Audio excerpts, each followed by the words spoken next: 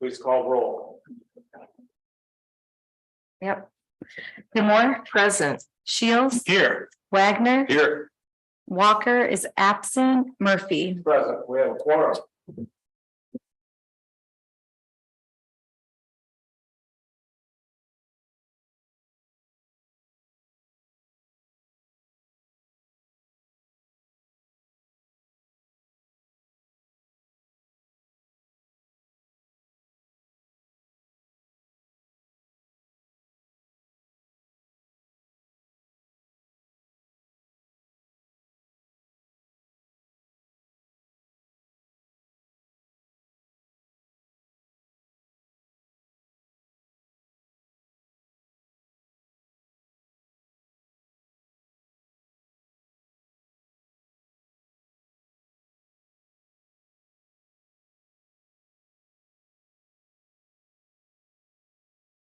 Okay, so it'll be the right there. Everybody else will-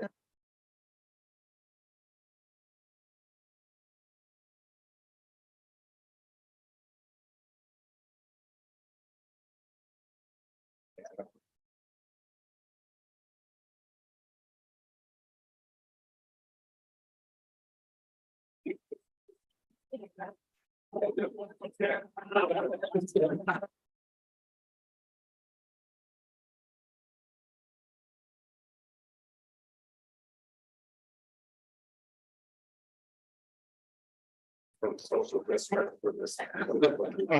So, let's look at the certificates. Okay. May I have to- Do the proposed, you should suggest the changes to the agenda.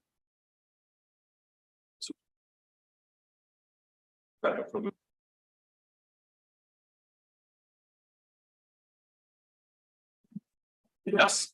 Yes. Aye. Yes, motion passes. We have a new agenda to work on. First is the consent.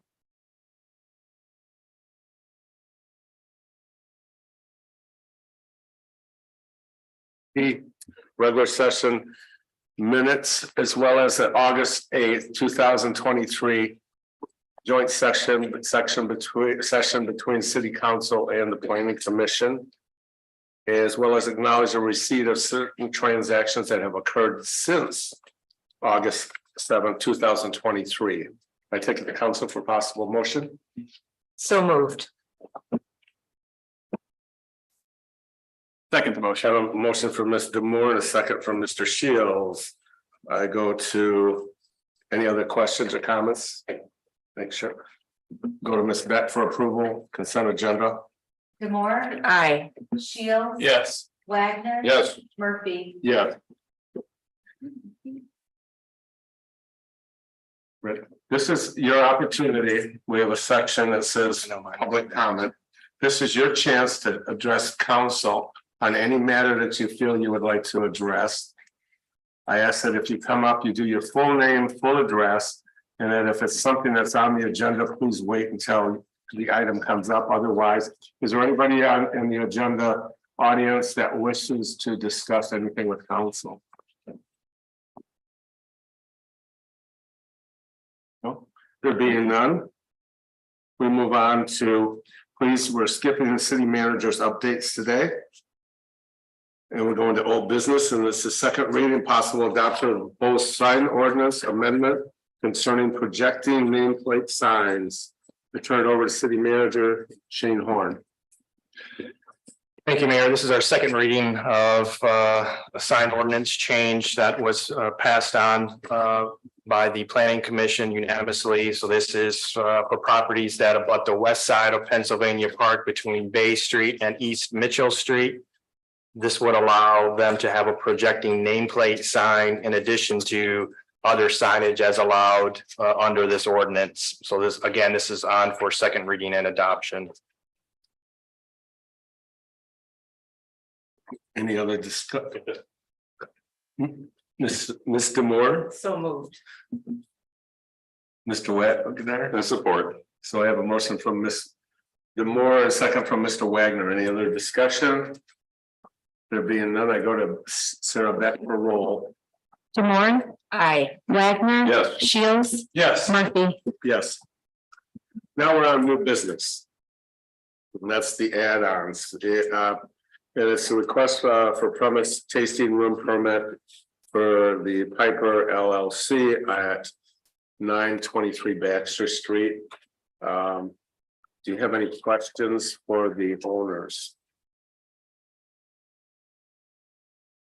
Mr. Moore, I have a question. I don't know. why don't you come up Oh. and give us, do you want? I don't know if it's for the owners or whomever, okay. so I'll just put Okay. it out there. Okay, I just want to make sure that there've been an opportunity for the residential area around the residents have had an opportunity to be heard on this. So I don't know who Mr. might Moore? respond to that.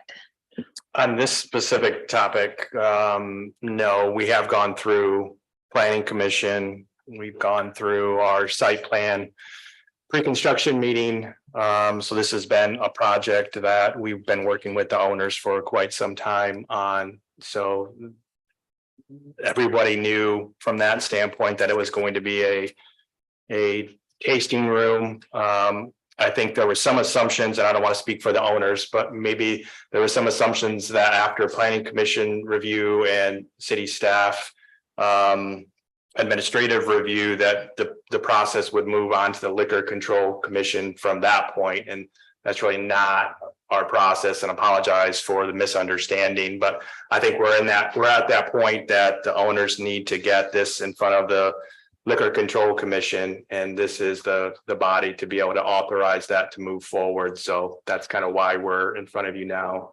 Were there opportunities in connection with the planning commission for public input or comment? Well, those are public meetings, so there's always opportunities for the public to engage in site plan review and anything on a planning commission agenda. So there's notices that go out when those type of items are. I don't know in this particular case, I'm looking at Cynthia, this one might not have had the notification requirement just based on what was what they were doing for that particular site, but Cynthia, I can't tell you if usually we inform people 300 feet. And there's certain site plan reviews that trigger that. And I do not recall if that got triggered through their site. Mhm. At all. I recall some feedback from residents who were, I can't remember how I heard this, if it was at a public meeting or not, but I thought it was that the residents were fine with it, is what I had heard. Miss, There were a lot of people who came To just leave for it. for that business. There was a lot of enthusiasm. to the neighbor, I don't know if they were neighbors, okay. but I think they were gonna be future. Would you like to speak? If we may. Please. Full name, full address. Ava Redmond, Press the button, sorry. There you There go. you go. yeah. Ava Redmond, 902 Howard Street, Petoskey, Michigan, 49770. Yes, we were, as part of the planning commission, that was a public meeting. It was a regularly scheduled meeting, and we did have quite a number of folks from the neighborhood and from the community at large join us in support of our business proposition. We've since had the opportunity to meet many of the neighbors, and that has been also a very favorable reception, even going so far as to offer us their bathrooms if we need during construction. Mhm. Thank you. Appreciate the information. And I would just say, as part of liquor controls requirements, this is not they don't require any sort of public hearing for these licenses, so that this kind of follows the same routine that we've done for others as well. Thank you. Any other discussion? Mr. Wagner, I'll make a motion to approve the grant local approval and approve resolution. Second. a motion from Mr. Wagner, and a second from Mr. Shields. Any other council discussion? Public wish to weigh in? You have the opportunity right now. There being none, I will go to Ms. Beck for roll. Wagner. Yes. Shields. Yes. DeMore. Aye. Murphy. Aye, yes. Thank you for coming. Thank Thank you very much. Next is the other add-on, and it is on revision of the social district map because of Crooked Tree, but I'll turn it over to Mr. Horn. Thank you, Mayor. Becky's here as well, so she can chime in as needed, but essentially, we approved a social district application for Crooked Tree Arts Center back in June of this year. However, we did not update the map that is in your packet or on the handout as well, the yellow lines. So we added the section from Waukezu to Division Street, showing that common area would be extended in front of the Crooked Tree Arts Center. So this got an audit from the state. This came up as an issue for us to address because it had not been, the map had not been updated as of the approval back in June. So this kind of corrects that issue for the state and essentially extends that common area to Crooked Tree to Division Street, past Waukezu. Becky, do you want to add any additional comments? I guess I just would add that the state did approve Crooked Tree's social district permit mistakenly as well. So this kind of just got missed at every single step along the way. But it was always the intention for them to be in the social district, and you obviously approved the request to go for a permit. So this is just kind of like a housekeeping incident, little thing to take care of. So it's weird. Can I ask why Quarry Park is on it? When I was looking at the map, that took me back quite a ways too. They were thinking that when they first drew the map, they were thinking that people might want to take drinks from the social district into Quarry Park, especially on the 4th of July, which I think people take drinks from their homes maybe, but I don't think anyone is selling into the district for Quarry Park. But that was initially put on it just for that reason. Okay. All right, thank you. Mr. Moore. Yeah, just as a point of learning for me, I don't know, what is the commons? The commons area is where you can take a beverage to drink it if you purchase it from a bar or restaurant that has a social district permit. So how is the commons different from the social district? That's how the state asked you to set it up. They want you to declare a social district. And we did this, we were one of the first in the state to do it. So we did it quickly and efficiently. And we just made the social district the entire downtown. And that's where you'll see, well, no, that's not where you see, but we put signage at the ends of the commons area where you cannot take your drink any further than that. As we go ahead, anybody if business has changed, anyone in that social district area that wanted to, let's say, on Michigan Street or some street doesn't have a bar or restaurant right now. Then they're in the district. We could maybe recruit businesses for there saying you're in the district and you could be added to the commons area.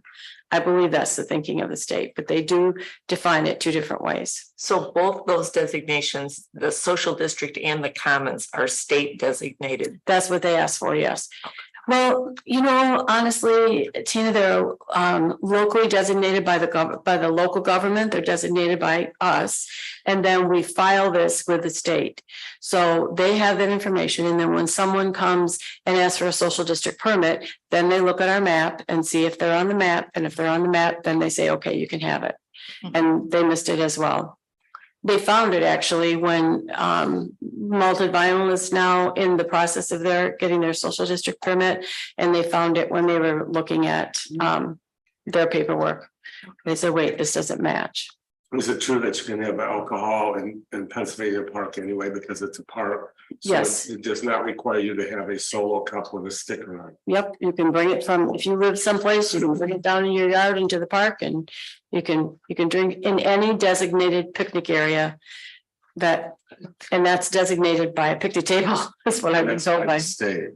That's a local ordinance. Public safety has said that. Oh, it is. Yeah. So it has a picnic table, you can have alcohol in it. Mhm. And you don't have to purchase it from a social district permit owner. Okay. Thank you. Sure. Mr. Mr. Wagner? Yeah, a couple things. So from the history of this, it was kind of interesting that it wasn't well known that you could have open containers at picnic tables, and Mhm. at the That's time true. in 2020, we had to get Director Breed on a cell phone, and he spoke to us and said it was true. Yeah. It had been true for a long time, and that was part of our justification of allowing this, at least at that time, on a trial basis, and so we can continue to check in and have not had issues as a result, so a couple other areas on here, I'm looking at Bidwell Plaza, Mhm. which has the events and a lot of alcohol is sold. And also where the root cellar is, selling social district on behalf of beards, those little areas aren't highlighted, you know. The root cellar.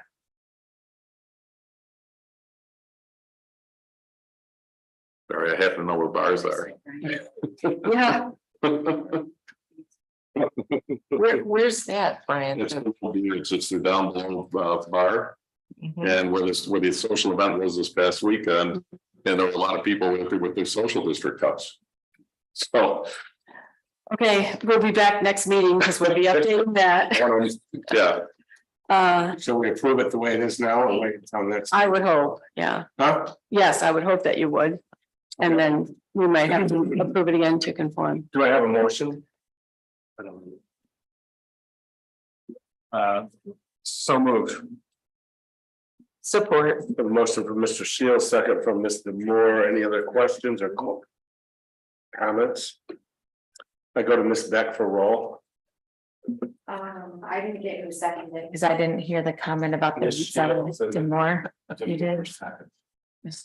What, can we rewind a little bit? Yeah. What was the comment on the root cellar? so the area that's on this I map, know, but it- the area outside the root cellar where we had the entertainment this weekend Yeah. is not highlighted in yellow, nor is Bidwell Plaza next to Crooked Tree Arts Center. But does the root cellar, is it going off the front facing address of Beards, not them? I mean, because that's on Lake It's Street. served at the bar downstairs as part of the Beards license, and so that you walk into that area. So I think the Beards would want, because they have this permit, they would want to be able to have someone walk directly out of Beards into the social, out of the root cellar into the social district. That root cellar didn't exist when it was storage when this was all done. So I guess I would talk to Beards and Why say, can't we if just- you're gonna do this, we have to Right. update the map. And update it.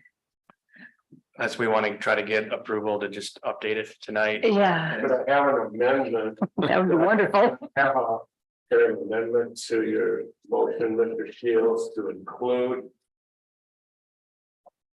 Is that Bay Street? Let's see, next. I think that's considered. Oh, Main it's- Street, isn't it? Consider Bay Street. I guess it would be, yeah, Yeah. because it goes, yes, it is. The west. Section of Bay Street, the end of Bay Street. On the west side, on the west end of Bay Street. Yeah, please amend the motion to include that west end of Bay Street. And is there? Bidwell. Bidwell Plaza, they have bands and they serve alcohol there. That's, I would assume it's part of Crooked Tree, but it's not Isn't on that- the map. isn't, but that would be included in the common area that we just extended. Yeah, because isn't the Bidwell Plaza before the art center, It's in. like right here? It is the part of the In other that side. area, or. It's just not, it's not marked in the square. does it need to be at the red square on it? You know, I don't really know because the Crooked Tree Arts Council, not Crooked Tree Arts Center, but Crooked Tree Arts Council has the license. Okay. So Bidwell Plaza would be a place where you could be in the social district with it, but the red square is the license holder. So it doesn't seem to me that Bidwell Plaza would have to have. Cause that's within the property of Crooked Tree. Crooked Tree, right? Okay, I'm fine with that. It just doesn't Okay. show that on the markings. Or you could just amend the motion to say Crooked Tree, including Bidwell Plaza. Yeah. Cover it. Sure wasn't left out intentionally. It's- No, no. Mr. Moore, yes, I do, that is what I want, please. Mr. Morris, did you second that? Do a distance? West end of Okay. Bay Street to include and So, Sarah. and Bidwell Plaza. Okay, we gotta make sure it's correct. In a second, then.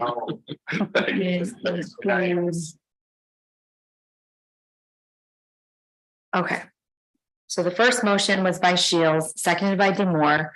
Then Shields amended his motion to approve the resolution and to also include the west end of Bay Street and include the Bidwell Plaza area along with Crooked Tree Arts Center. Art Country, yep.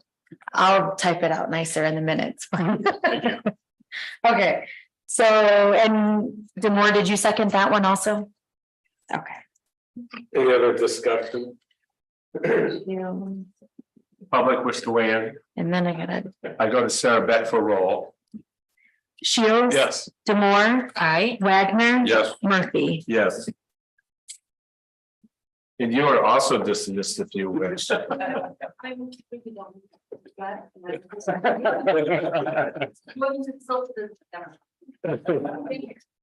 you. If we have our own solo cups, can we join you? Yeah, downstairs.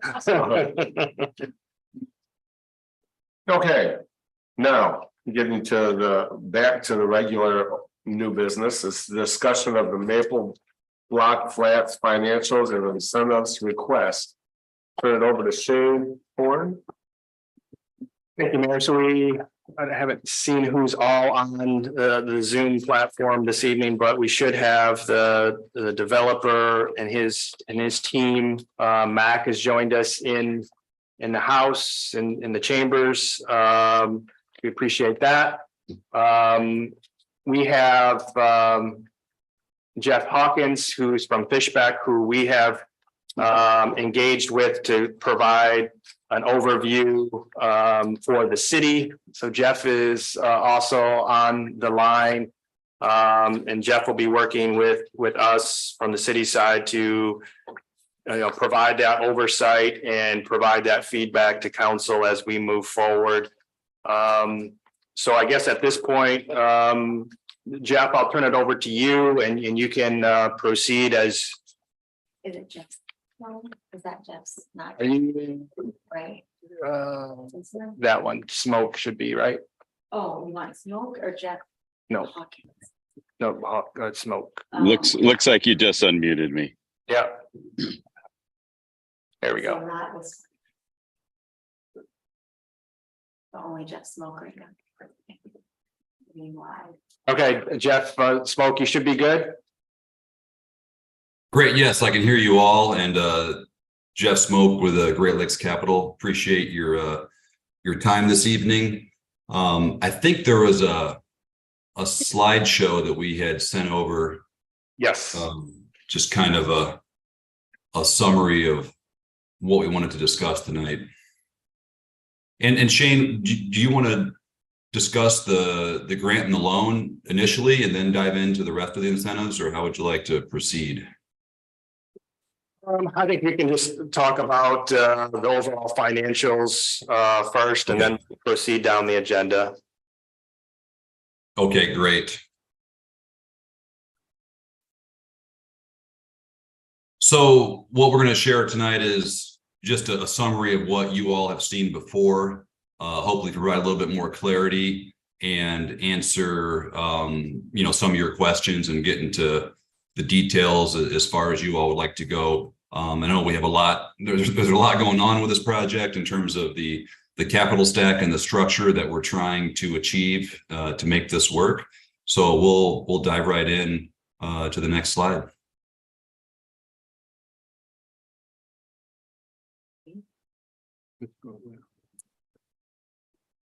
So at a high level, we're building 204 units, over $51 million total development, inclusive of some pretty extensive environmental contamination on the site. We're going to be committing to 50% of these units to be AMI restricted.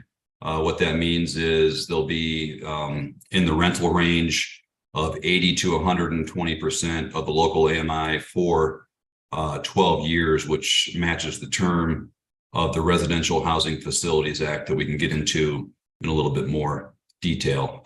Units will not be permitted for Airbnb, so we get this question a lot. We're not, short-term renters. There is a whole other market for that, but that's not what we do. So our leases will be a minimum of 6 months, and they will have language that won't permit the tenants to Airbnb their units either.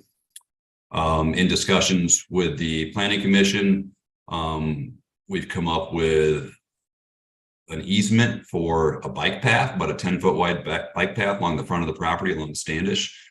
So that's something that we would grant to the city as well. Next slide, please.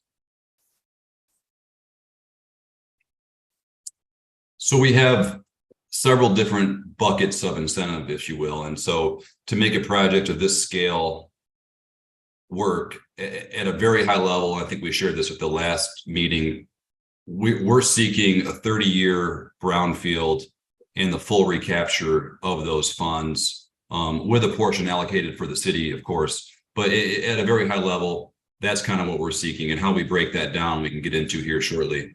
But overall, we need the full 30-year period to capture about $27 million of activities over that time frame. And there's still a gap, and even with the full 30-year period, we still run a little bit short of recouping all of the costs. The first one would be a new law that was just signed in place by the governor last month.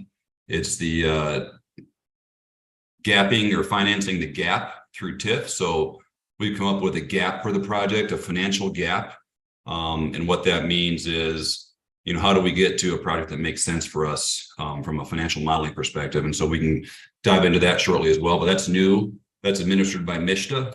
They're taking applications in September. So we've come up with that number as well. There's also the Residential Housing Facilities Act, which is similar to a neighborhood enterprise zone, or the NEZ that you probably heard before.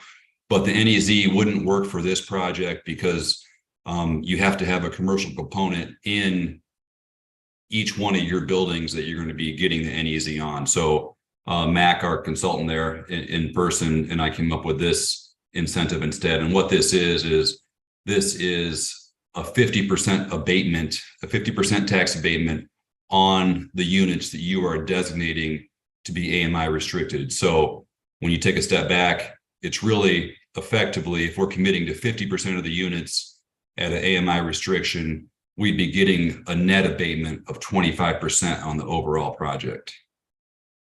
And then the Eagle grant and loan collaboration, which we've been talking about before and have made good progress and traction with Eagle on. And next slide, please.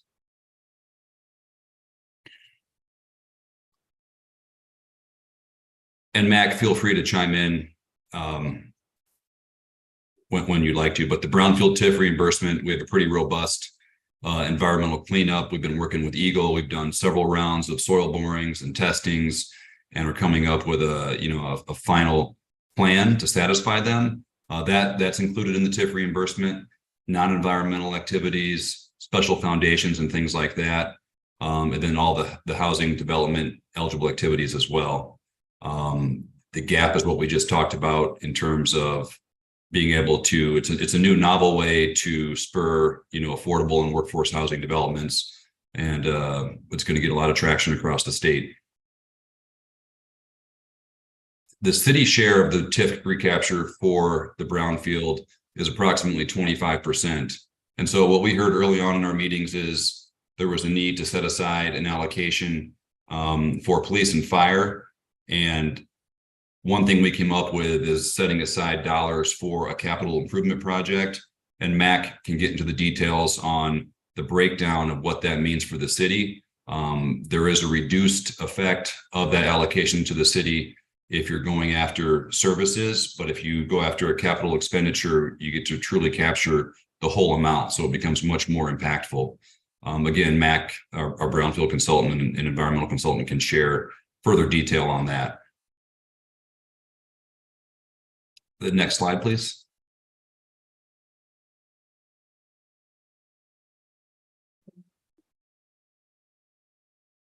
Could you go to the next slide, Sarah, if you could talk a little bit about the abatement, and then we'll come back to the sort of process piece. If that's all right. I'll chime in, Jeff, if that's okay. Absolutely. Yeah, this is a fairly new act. It was passed late last year, Act 247 in 2002. It really reflects, it's very common language to all of the abatements, Commercial Rehabilitation Act, NEZ, they're all kind of the same and done, but it's targeted towards workforce housing. And those units that are 120 or less for that. So it seemed like a very good target for this particular project. And again, as Jeff said, it's a 50% abatement of real estate taxes on the new construction. The land and existing taxes stay the same, but the new construction, there's an abatement. And because it's 50% of the development is being done, the effective abatement is up 25%. So we kind of did that, the estimated taxes based on the full build out is $900,000 a year. So the effect of that abatement, that 25% of the abatement is about $200,000 a year for that. So it's a 12-year term for that as well. The NEZ was 15 years, some would go between 12 and 15 years. But those are the kind of two primary, I think, asks for the city is the brownfield TIF, which again, as we've talked about, the 25% is city dollars. We're really leveraging 75% of other dollars, including state dollars, to come in and support the economic development activities of the project. So it's a way to leverage and garner those capabilities. So maybe we'll just leave it at that. We can talk about process in a moment, but maybe we can just talk about those two primary. And sometimes you had a lot of information in the packet. I'm happy to go through that detailed spreadsheet. Jeff Hawkins and I love those. So we can do that, but happy to answer any questions you have on those. And then we can talk a little bit about process. Mr. Shields. Thank you, Mayor. Thank you, Mac. So I am continuing my education here on these incentives, the TIF, and I'm struggling. There's a disconnect on how an abatement and a TIF can go together. And here's explain more. The increment part of the TIF is being used to pay for the development. It does, in my mind, abating that gives you less money for the increment process. That's exactly right. Yep, that is what happens. Is that there's that abatement that's there and valuable, and it is more valuable for the project. And Jeff can go into the financial details about it to be able to abate those taxes for a period of time from a cash flow perspective. Okay. In that, and so there is money left over. It's only 50% of 50%, so there still is quite a bit of dollars left over. And that nasty spreadsheet at the end sort of shows that effect. There's the deduction of the Residential Housing Task Force, Housing Facilities Act. And then the balance of dollars that go towards TIF reimbursement. After that ends, after the 12-year ends, those taxes are uncapped, that abatement ends, and then it's full capture for that. But that's exactly right. An abatement will reduce the amount of TIF revenues. Okay.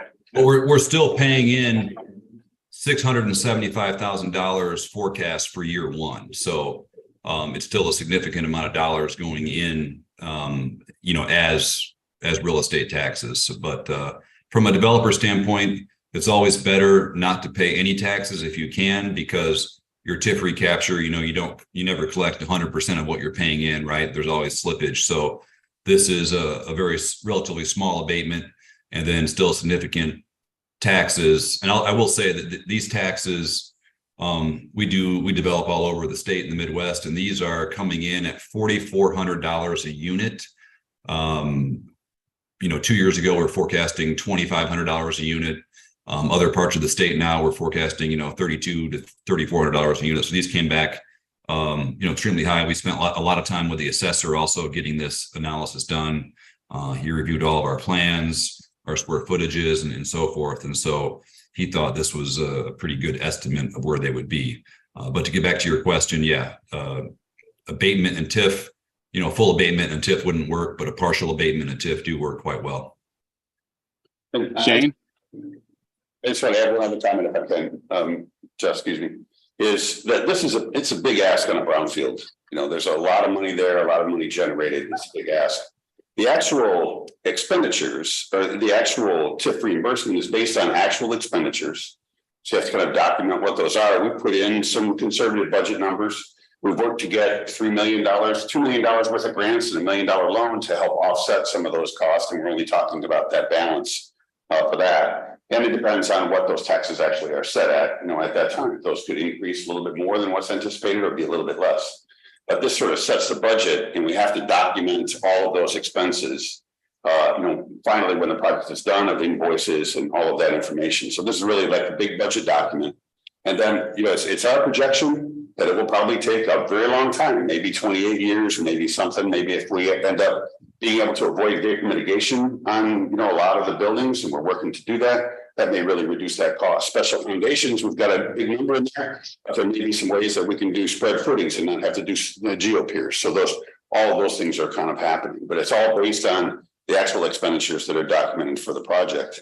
We did also add in that financing gap for that new legislation that was available.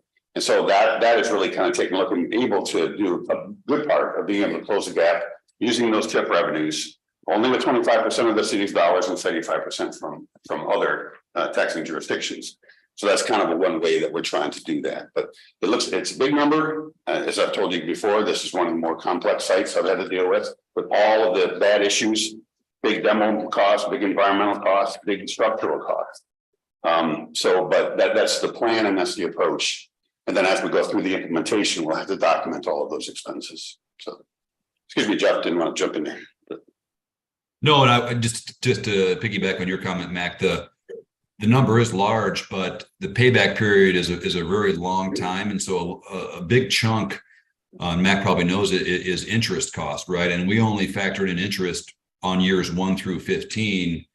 We didn't even add interest, years 16 through 30. That would have been a much, significantly higher number.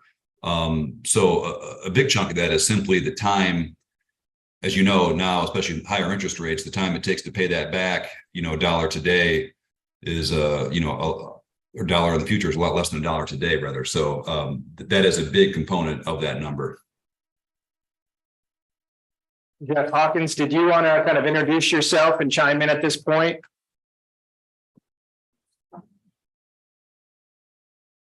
That's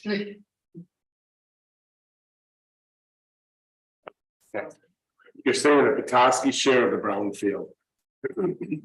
But we're not talking about yearly income of that 90,000. We're not talking of the city. This is a whole different piece of this. Yeah, yes, it doesn't include that. What we tried to do was to look at a way that would provide the city an asset there and included capital costs of about 2.4 million for that you'd be able to garner 75% of the value of.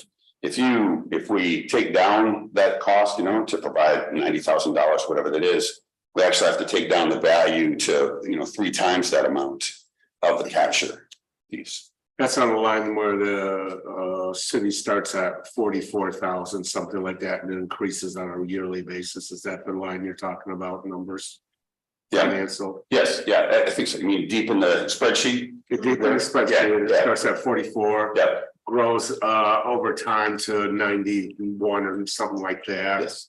That is the money you're talking about. That's the capture. That's right. Yeah. Yeah. This is very minimal because right now we're capturing 33,000, correct? You think you're capturing that? No, it's 20,000 total. I think you share would be 25% of that.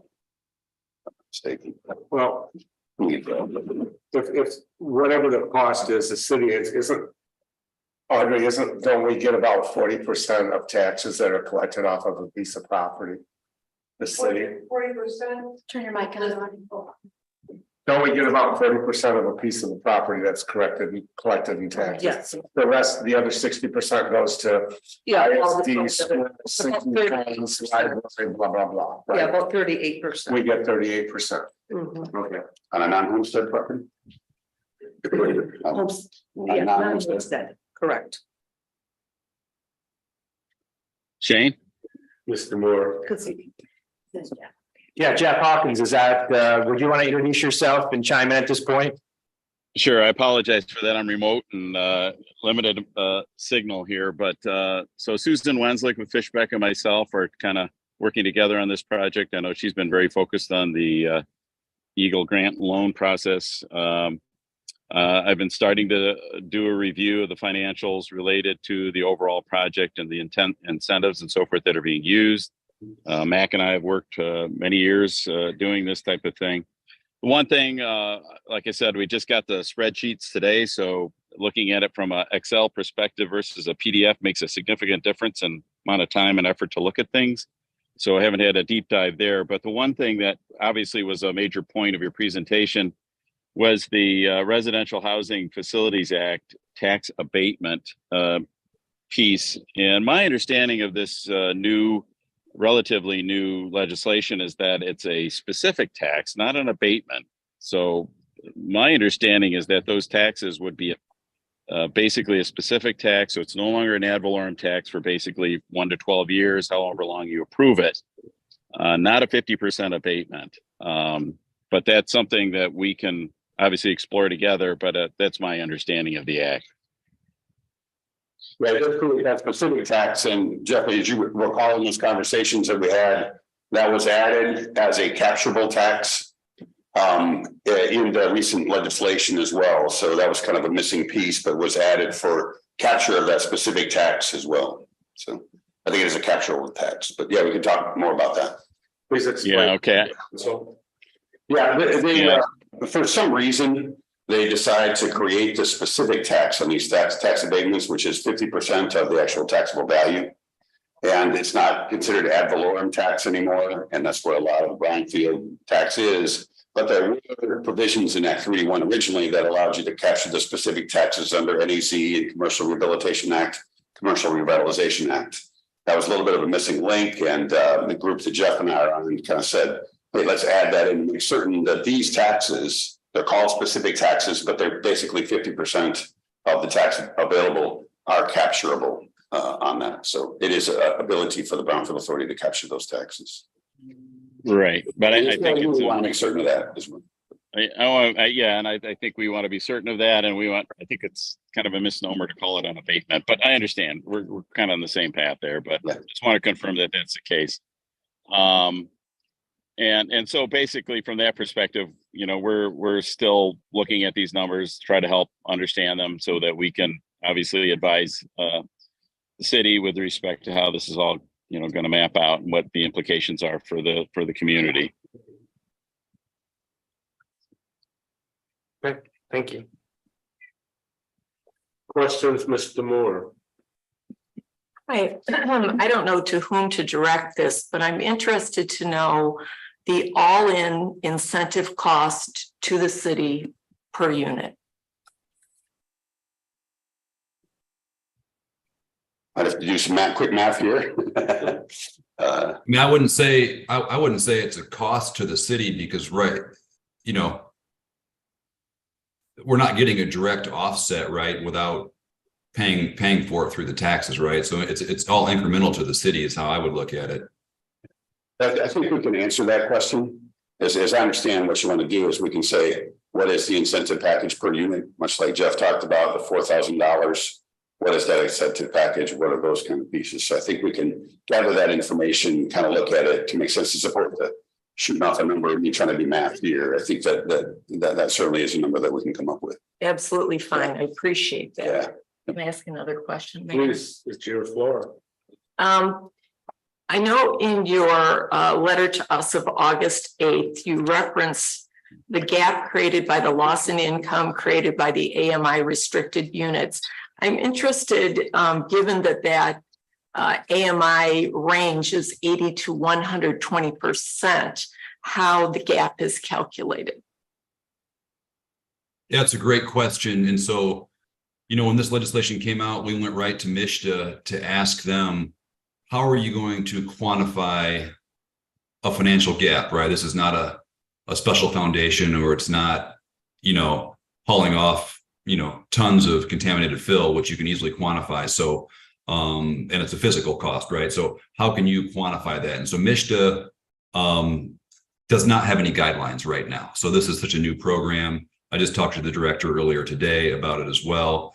They are going to be initially relying on the city or the cities that they're getting applications from to come up with that gap. And so we've done a lot of things like this. This is new to us as well. So a very simple way to quantify the cost of employing AMI units versus straight market rates is a couple different ways. We try to keep it as simple as possible. There is a heavy admin cost to do all the documentation. We're doing it right now in Traverse City. So we have a brand new building. We're bringing in AMI applicants. We are having to do a whole host of income verification, employment verification, asset verification, and things like that. So that's a small component of the delta. The bigger component is adhering to the 80 to 120 AMI range. And if you look at historical AMI increases over the past 20 years, it's been about a 3% increase on average. We are pro-forming a 4% market rate growth. So the delta between, well, it doesn't sound like much, it does add up quite quickly. So we are defining our gap, and we're happy to entertain other ways to look at it as well. But a very simple and straightforward way to look at this gap is the historical AMI growth has been 3%, right? So you're capped at those rents. You cannot go above 3% on average year over year. And so in markets like this, we forecast 4% or higher growth rates on market rate units. And so that is, in layman's terms, how we are quantifying our gap. We have the math we can share with you. And I believe we did today in the packet. It shared what that growth looks like and how that delta became $6 million. Can I ask a follow-up as well? Sure. At our last gathering, and I think when the mayor and I were on a Zoom meeting discussing this, you, Jeff, Mr. Schmoke, were saying that the 120% AMI is close to market rate here, which is what my research has demonstrated as well. So if 50% of the units are 80% to 120, which is the federal guideline, it seems to me possible that many of the units could be at 120, which is actually market rate. So my interest in this project is to serve workforce housing. So I'm posing the question to really address workforce housing. Wouldn't that 50% need to be more closely defined to, for example, and I'm just shooting numbers out, 80 to 100% or whatever aligns more with workforce housing here in Petoskey? I just am interested in your thoughts. Sure. I think in our pro forma, we have the market rates at about $100, these are rough numbers, greater than the 120 on the AMI scale, right? And so the numbers that we have come straight from MSHDA. So that's what we use. MSHDA puts those numbers out, and then we kind of plug them in and see where they fit, with a local market study. I think the biggest thing when we look at these projects, and when you talk to even the MEDC for a workforce housing project, they don't want it to be 100%. So we reached out to local companies. We talked to the college, and they have a lot of professors and employees that make more than 120.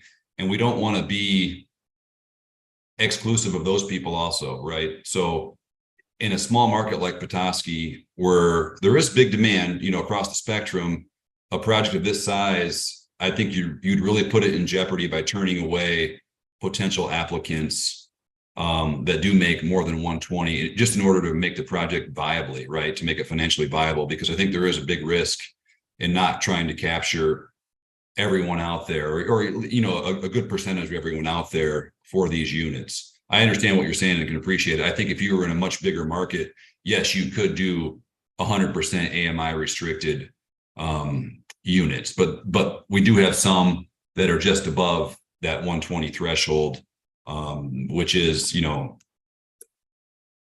we think also an unmet need in that market. So that's just our feedback. I think 100% restrictive unit or development here would be a challenge, or take much longer to fill, at least, and pose some potential financial challenges in our pro forma for sure. I think maybe I wasn't clear in what I was asking, so I'm only addressing 50%. The 50% that you're proposing to limit to 80 to 120 AMI. So I'm only addressing that. Since the 120 is actually market rate here.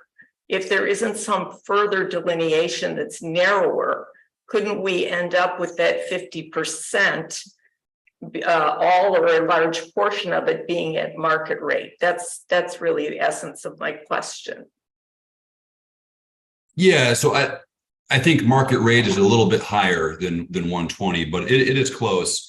Our numbers, you know, we could look at what is the average amongst our AMI numbers. I think we're right around 100 at that, you know, when you factor everything in. So we're not averaging 120, you know, even though you could, you know, according to the MSHDA guidelines, MSHDA, for one of the incentives we're seeking, does not delineate and say you have to have 5%, a gradation of AMI units between that 80 to 120. We could make some smaller units and shrink those down and make those smaller rents, and we actually have in some cases. So no, I understand your question. And right now, our AMI units are averaging, you know, closer to 100% than 120. So I feel like we are getting a good spectrum of that range.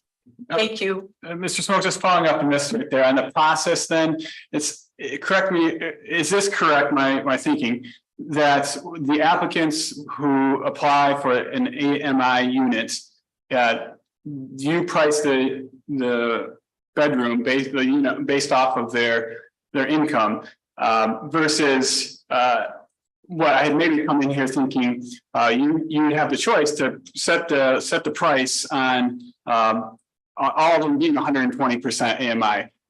But more, is that not correct? And actually, you have to set the price based off the applicant's income. Is that correct? Yes. Okay.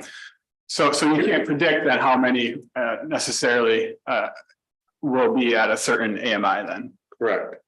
That's helpful for my understanding. There's no way you can predict it unless the city were to put a restriction on the 50%, the 102 units.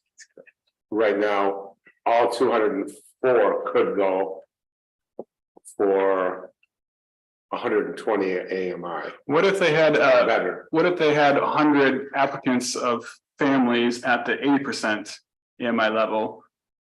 Would they? They would take it according to application. Is that chronologically, is that correct, sir? Sorry, I didn't catch that, your last comment. For applications, you will number the applications or date them as they come in. If you have 100 people come to the door that are 80 AMI and apply to it, it could be 102 units would be at 80% possibly.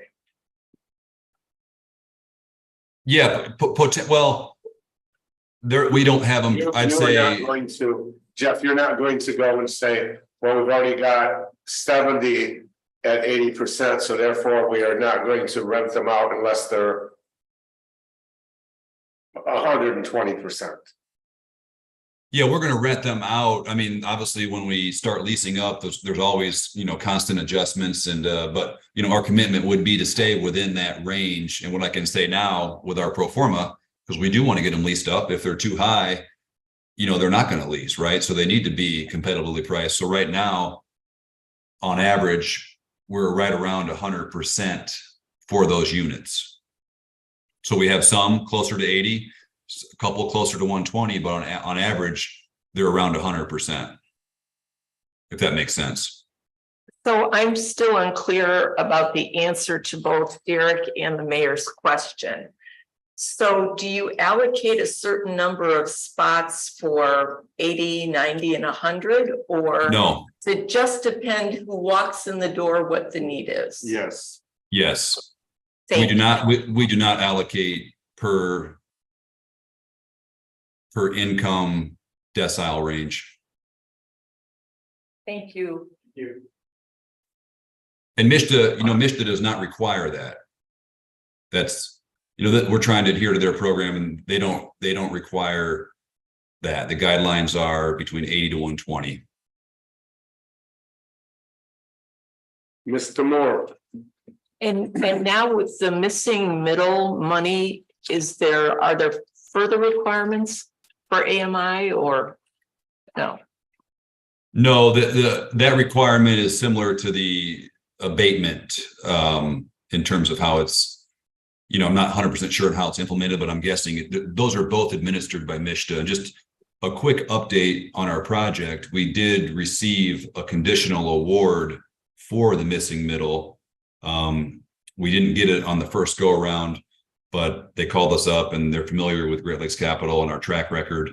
And the missing middle program, it's federally funded, and Michigan has $50 million to spend, and it has to be spent, by the end of 2025. And so they're looking for projects and developers that have a good track record that they know can get projects to completion. So we received a conditional award letter, and they gave us some, hurdles to pass, like site plan approval, PUD approval, other incentives in process, or on the way to approval, just so they can have a certainty to completion. So we got that letter, and we're, moving towards that. That's without the missing middle, this project wouldn't move forward. Is that the 3.8 million that you're talking about? Yes. And that is not a part of the 2.8 million that you are short on right now. Correct. Now, these things, there's a lot of moving pieces. So the missing middle has a capacity for up to 5 million in the initial application. I didn't ask for a full 5 million, so we have some wiggle room there. We're also counting on a CRP award, and the RAP awards administered by MEDC also get announced in September. So there's a couple moving pieces, and we're still waiting for final. Obviously, the construction numbers aren't 100% dialed in yet. So there's a lot of moving pieces. We think we can close that gap. But this is kind of a standard, development operating process at this point. It's really coming back in front of you. There is no motion on this. This is a presentation tonight. Mr. Shields. Thank you, Mayor. This is just a comment, so it isn't directed at anybody and specifically not directed at the developers. But yeah, and this is something for encouraging our city to think about how we champion or celebrate this project should it happen.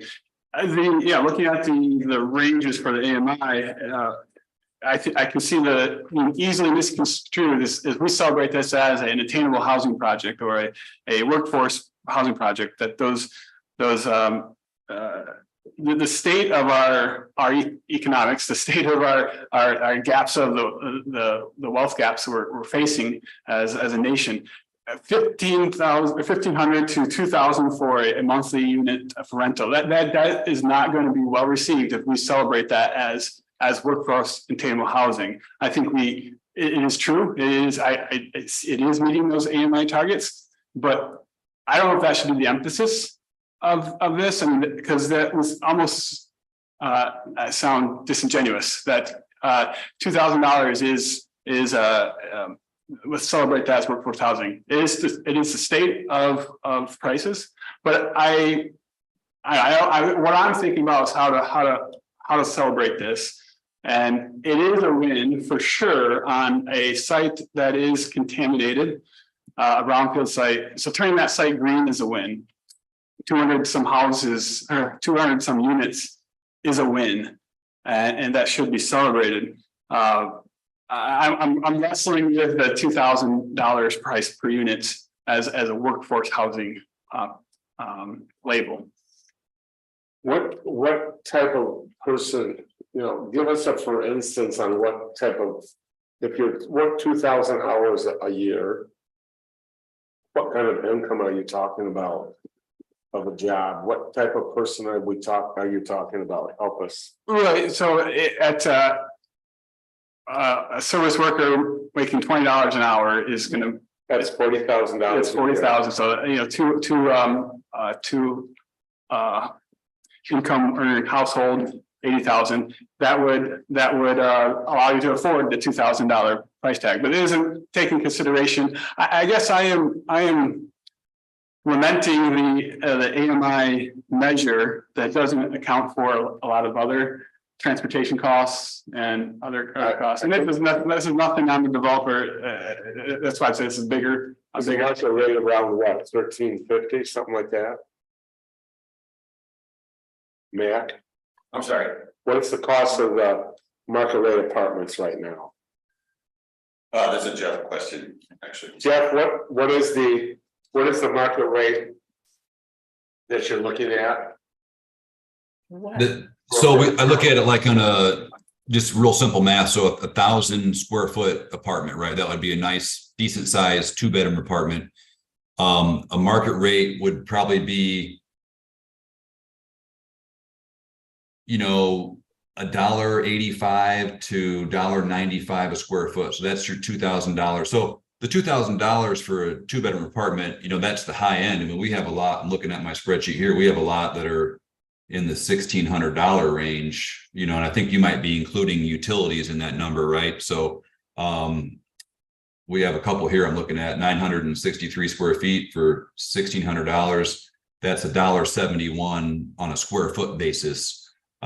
So I think, these numbers are high. I mean, the numbers, I mean, there's no question about it. I mean, these have, the last 36 months, numbers have gone up dramatically. It's astronomical. I think to go to a lower price point on units, just candidly, it would be a LIHTC deal or low income housing tax credit where you're at sub 60% AMI, and that's a whole nother project. That's a whole nother type of development. So just for what it's worth, I totally agree. These numbers, they're high everywhere. We're just trying to fit in the buckets that make sense, where we think we can get at least still adhere to the MSHDA guidelines, provide a valuable asset to the community. I mean, in Traverse City, for example, we're building a project downtown where the rents are $2.50, right? So that's a huge jump up from $1.70 to $1.80. It's a little bit different asset because it's right downtown, but we're getting market rate rents that high down there. I know in other developments outside of Traverse City like this, they're in that $1.70 up to $2 range, depending on the unit type, maybe a little bit over $2, depending on what the unit offers. So this is kind of in that range of similar projects in Traverse City that one of our partners has done as well. Thank you, Mr. Smoke. Yeah, that is what I wanted to emphasize, that these numbers are what is needed to make these numbers work in the pro forma. And I want to echo what Mr. Moore said, if it would be helpful as we go forward, just to have those numbers, pull the city's numbers out of here. It'd be a little easier to help us think through what's the lens of the city here. The city AMI you're talking about? No, I was talking about in Mr. Moore's comment earlier on, just the looking at the actual increment money coming in here to the city, and then also the increment that we're not capturing. So I think. Yeah, at least as I understood, on a cost per unit basis. Yes. And then look at the total incentive and then what's the city's share of that incentive? That would be helpful. Is that what I understood? Cost per unit. Right. Yeah. Real quick, if I just to get your number of cost per unit, when I look at our net present value of the TIF and then the net present value of the tax abatement, it's around, rough math, around $50,000 per unit. Now that's across all 204 units, just FYI. Thank you. And Mac, if you want to calculate some more. Thank you. But I'd like to just follow up I to, do appreciate your concerns, though. If they're all 120, we miss the opportunity of hitting, which I know Mr. Shields, you're very adamant about, and should be, that we are missing out on that lower end of the people that are dishwashers, that have jobs, service jobs, that may not, that will be in the 80%.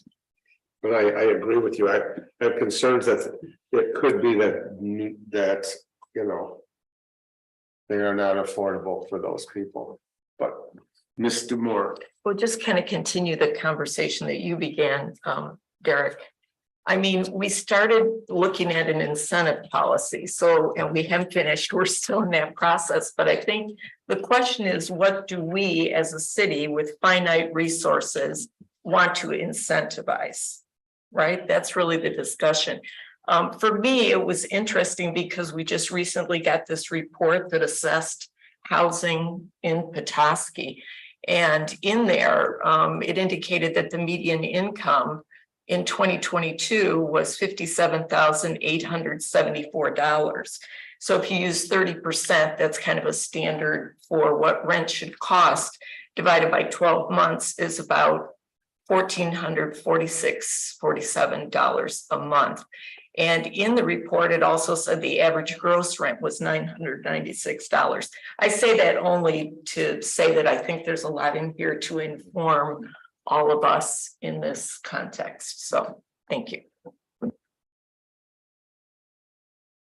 And I'll just speak, candidly we see this a lot, right? So going back to your, like a restaurant worker or something like that, if you have a 2-bedroom apartment that's costing $1,600 a month and you have a roommate, you're down to $800 a month. That's where, you get a little sticker shock looking at, $1,250 to $1,400 a month for a 1-bedroom if you're by yourself, and if you're in your, mid-20s or whatever. And, so that's where I think, when you talk it through, and we see this a lot, we lease a lot of these buildings up. People don't always want to have a roommate, but, they do. And there is a way to save, being a new building with new amenities in a city like Petoskey, and be able to afford that. So I just want to think about it like that as well. It's good to think about it, as a family, single owner family with, 2-bedroom, $1,600, $1,800 a month with utilities. It is high. I definitely understand that. But also from the other perspective, if you do have a roommate and you're sharing a 2-bedroom, your rents could be down, around $800. Mr. Moore. Have either Mac or you, Jeff, if I may call you Jeff, ever run the numbers to see if this project could move forward if the AMI was narrowed, as an example, to 80 to 110 to put it below market rate? Is that anything you've looked at? Thank you. We can. I mean, yeah, we've looked at, I don't have the exact number where, right now we're still trying to make the project work, as you can see, to get all the incentives. Lowering it down would put more stress, but I think what we could do to help you, see it better, we could put this together where our numbers are at right now and how that correlates to the AMI, and then further discuss what that could look like. I mean, if we can make it work, I'm open to, something creative like that. I just don't want to be in a situation where the product, doesn't financially pencil, or we can't meet the debt service coverage. Understood. Thank you. Do you have built into your finances where your break even, or what your goal is for those 80 to 120? Yeah. Well, on average, it was around a little over 100%. I think I don't have that right in front of me. We could calculate that very quickly. But yeah, like, you'd like to know where is of the AMI units, what is kind of your average, you want to make sure we're not leasing all those units up at 120. And I totally appreciate that. And we're not doing that. So we can certainly get you that where it's at right now. Okay. Anything else, Council? Mr. Wagner? Just one comment, Darrell Brown, for all those who want to wake up, it's 7:30 and come to our room meeting. Yes, it's in the morning. I know you can entertain it. But I thought to ask some of these questions, because I'm trying to fathom the overall market, the need for so many more units. And if some of these become affordable to somebody who's in a really small place, and they go from server to manager, and they're looking for the next new, nicer place. There's that, so that opens up another one at the other end. But it's hard to even imagine or predict or model any of that. What did you just talk? I couldn't add about schedule. Yeah. One of the stipulations, and we can talk through this, is MISTA has to have, they're asking for a lot of information by the end of September. And so I put together an aggressive schedule for some of these things. So I wanted to walk through that with you a little bit. And so if you could go back that maybe to the brownfield schedule, I think. Yeah. We're not meeting September 5th. I'd like to request. I talked to Shane today. They said, well, if you want to make the request. But honestly, it's not necessarily as important on the brownfield side because we could address the issue at your September 18th meeting. And it may take that time for Jeff to go through the brownfield plan. But we can go down to the next to the last slide, Sarah, if you could, for the. And this was one, Jeff, and correct me if I'm wrong, this was one that they wanted to have in place, the mission wanted to have in place was the abatement piece, the residential facility tax certificate of exemption. It's kind of the official term. So, and I realized that, you're not meeting on September 5th or that you don't have a scheduled meeting, but I wanted to request if there's any way that could happen, then we're able to move through that. If it's not, then we have a little bit of a log chain. Yeah, we are meeting on the 11th. We have a date of the 11th opportunity to meet on that date already scheduled. I wanted to change the topic from short-term rental that we discussed to push towards taking care of this stuff instead. Are you okay with that? Actually, we have a problem with that too, because we have a 10-day notice unless we talk, if we can notice the taxing jurisdictions prior to you establishing the public hearing, then we can meet the 10-day notice for that. So if you're okay with that, we could notice the taxing jurisdictions and everyone know the potential for the district and the certificate. To that point, we could actually set the public hearing at the 11th and have the public hearing at the 18th. There's just a limitation in the act that says that all the taxing jurisdictions have to have 10-day notice for that.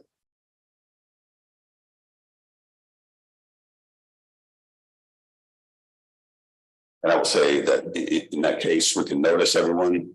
If you decide not to move forward on the 11th and do any of that, then there's no public hearing. That's happened before in some cases that the piece is canceled. But we do have a little bit of quandary in trying to meet this mission requirement that they're asking for that abatement to be in place prior to that time. I'm traveling the week of the 4th, 5th. I'm gone, but changing the subject for the 11th, if that work, I can do. Because that's what we had set was the 11th at the last meeting. So then would we do short-term rentals beginning on the 28th on that second date? 28th. Okay. Mr. Shields, I'm okay with that. you okay with that? I'm okay with that too. So we'll set consideration of concurrence would be September 11th then. Okay. So you're saying there's something else has to come up after that? No, we should be able to look for that. The one condition is that we're going to have to notice prior to the 11th. And if you are okay with that, we can send out those notices with Shane and staff on sending out those notices and. Yes, and I think we said yes. We did. We said yes to that. Okay. And if something falls through, then don't worry, then it's just cancellation or whatever. Meeting. Yeah.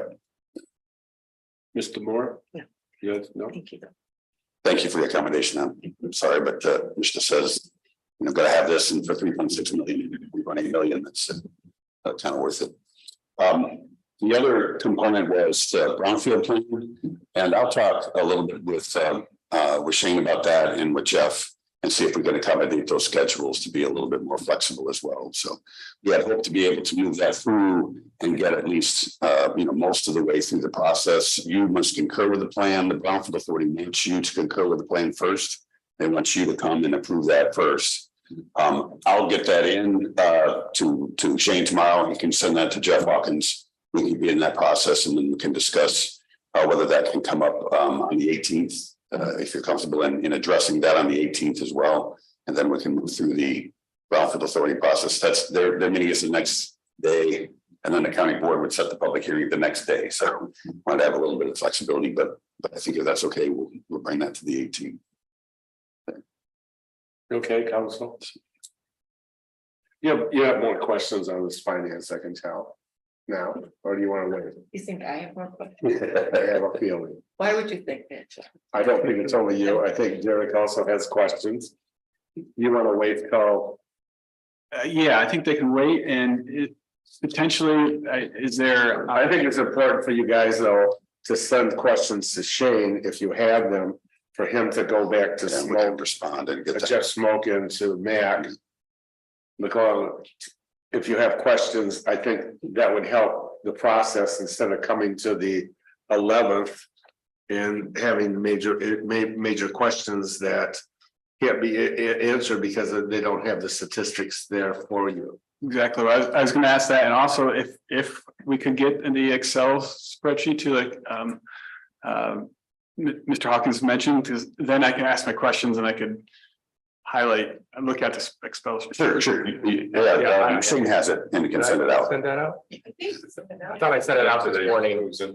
I just sent it out. I just got it. Perfect. Thank you. Yeah, so you have it in your inbox. Maybe you can send it paper copy. Would that be better for you? No. They want to see. They want to watch the. Yeah. Any other questions, Mr. Demore? Well, it also sounded like our Jeff, for lack of a better description, because we've got two Jeffs, had some questions or difference in thinking from your perceptions about the One Act as well. Am I correct on that? Well, I think that was just terminology. If I'm not mistaken about specific taxes, I'll talk with Jeff and we'll be on the same page about whether that's a capturable tax or not. It doesn't matter what they call it, whether it's ad valorem specific or abatement or however. We just want to be certain that the resulting amount that is generated on this project would be able to be captured. So, Right. and I believe that's the case, but I can verify that with Jeff Hawkins. Okay. Thank you. Anything else, council? Otherwise, we'll see you on the 11th. Thank you. I'll work with you on notices and All the stuff, yeah, I've got it all prepared. Thank you, all Jeff. those kind of pieces. appreciate it. Thank you. Jeff. Thank you all for your time and support. It's been a great process so far. We really appreciate your support and look forward to the next steps. Yeah, you might stick around for the items there, the Eagle Grant loans coming up, I think. Perfect.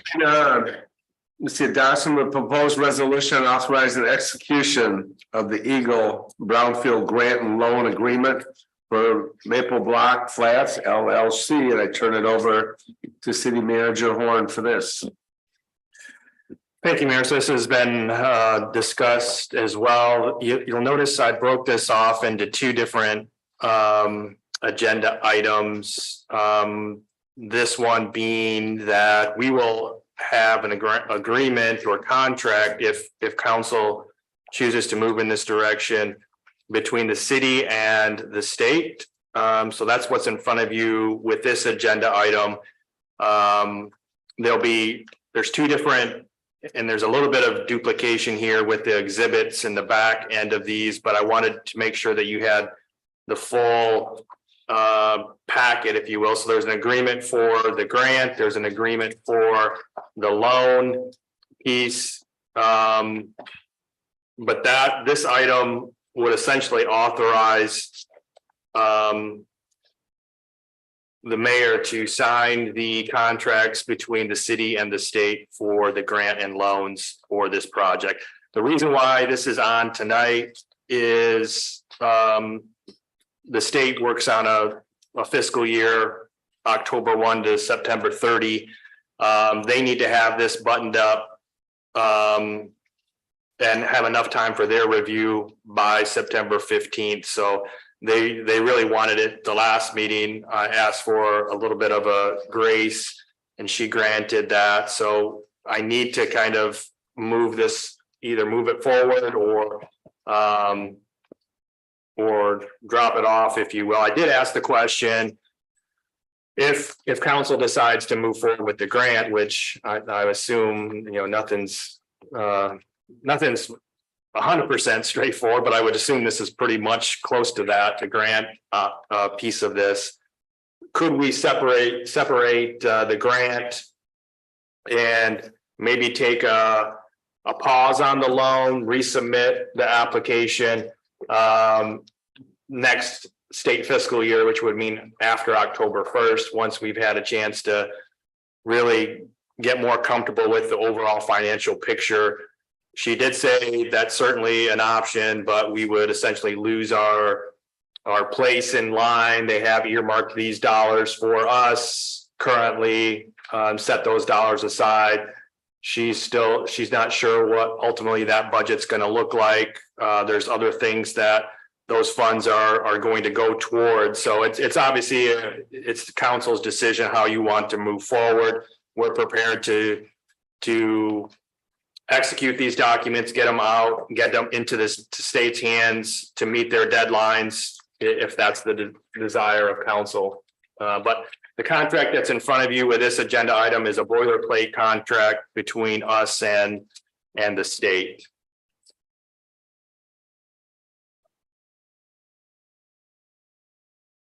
Discussion, comments, questions? Mr. Wagner. I keep thinking about risk mitigation. The grant, there is none. I feel we should be moving forward with that and authorizing it. The loan, I know, is a small piece of the project. The discussion on how we get further down the line on workforce housing and making it more affordable, if that interest amount helps. My sense is that we're on the hook for $1 million, but that the developer, to repeat, I've heard this over and over, the developer is guaranteeing that if something goes wrong, they're covering that. And so there really, it seems to me there is no risk, and we get the grant money until it's spent. We don't have the risk. And I'm asking them, so I'm sharing my perspective on what I understand. So I'd be comfortable moving forward on both, knowing that our risk is mitigated until but we don't know that it's going to be $1 million, could be less. If that's all true, then I'm comfortable. Mr. Shields. Comment? Yeah, thank you, Mayor. Thank you, Mr. Wagner. That's my question too, and maybe a question to Ms. Demore is that as I read the next proposal resolution, actually is the guarantee, the line of credit seems to cover us, and that the developer will be in line, and we will seek the fund from them, and that our risk is mitigated. But I'm curious if that is a wrong assumption from others on council. On page 91, it states first through contractual obligation of Great Lakes Capital, second through their irrevocable letter of credit. I feel there is documentation of how we would go about should it fall through. But understand, number one, the grant, we are not responsible for that funds as far as possibly losing some money. On the loan, I feel the risks are minimized with, as I requested before, the Great Lakes Capital rather than the Maple Block LLC, which owns nothing. Basically, it's a ground which you can't go after. And I understand, I know that we're not going to be, this $1 million loan is not going to be touched or utilized or even given until it is spent as a reimbursement. I'm okay with moving forward with both personally. So, Mr. Moore. For the reasons previously stated on the record, I do not support the city of Petoskey moving forward as a signatory and guarantor of $1 million loan for this project. I certainly support the $1 million grant, but would oppose this motion due to the inclusion of the $1 million loan in the proposed agreement. Just looking forward to the next matter as well. I would not support this agreement as drafted. There's nothing in this agreement legally committing the developer to workforce housing. I don't support advancing $1 million loan and grant with no legal obligation on the part of the developer for workforce housing. And again, this is no aspersion in any way on the developer. It's just a matter of there's nothing legally written down at this point. There's some other concerns with this agreement from my perspective as well. In section 2.6B, there's a provision. One sec. Talking about this, the next item. She's what? We're kind of skipping ahead to the next item, but So Mr. Shields asked me. So okay. I'm happy to delay it if you would like me to. Please continue. Okay. 2.6B provides that if there's litigation in connection with this agreement, or the city is sued in conjunction with the developer will select the city's attorney and will have the right to settle claims against the city. I could not agree to that provision. I'd also indicate that previously, pursuant to the resolution we passed on March 20th for submission of the grant and loan to Eagle for consideration, the resolution itself said that the loan would be secured by Great Lakes Capital through a contractual obligation and personal guarantees in the development agreement. I don't see those personal guarantees here. I think they were discussed at some point in time by Mr. Smoke, but I don't see them included here. So those are my thoughts. Would you like to address any of her concerns, Mr. Smoke? Yes, no, appreciate this. Understand the concern on the city's part for sure. We tried to address it. I mean, if everyone understands on the irrevocable letter of credit, I mean, that is as good as it gets, as good as cash in the bank. We also added in the entity, Great Lakes Capital Development is our entity. That will be a guarantor, is also effectively making us all personal guarantors of that as well, since we own that. I mean, I don't know any other way that we can structure this to be more certain that the city gets repaid. We've never gone this far before to make all those accommodations, understanding why you need them, and we're happy to do so, but seems pretty robust and foolproof. In regards to that agreement not having any mention of workforce housing, I mean, if we need to add that in there, that we're going to commit to 50% of the units between 80 to 120, I'm happy to do so. That's our commitment, and that's going to be required amongst, the whole host of other incentives. So that's not an issue for us. This is a small piece, to the whole puzzle, but it is critical. It's leveraging state dollars to really let this development take advantage of it, and it's some funds that are really needed. And I think if it doesn't get approved, I think it sends a message to the other state agencies. They want complete and total buy-in, and that really helps them leverage other incentives. So it sends a mixed message. My fear is that it sends a mixed message to them as they're analyzing us for the other awards that we still have yet to receive. One other postscript, Mr. Schmoke, is that while on page 1 of the agreement, the developer is identified as Great Lakes Capital, on page 2 under H, the developer is identified as Maple Block Flats LLC. Yeah, let me clarify that. And Jeff, I don't know if you can share your screen with us. I got an updated document at about, 3:30 this afternoon or so, that I think clarifies a few things, but I didn't want to confuse anyone anymore.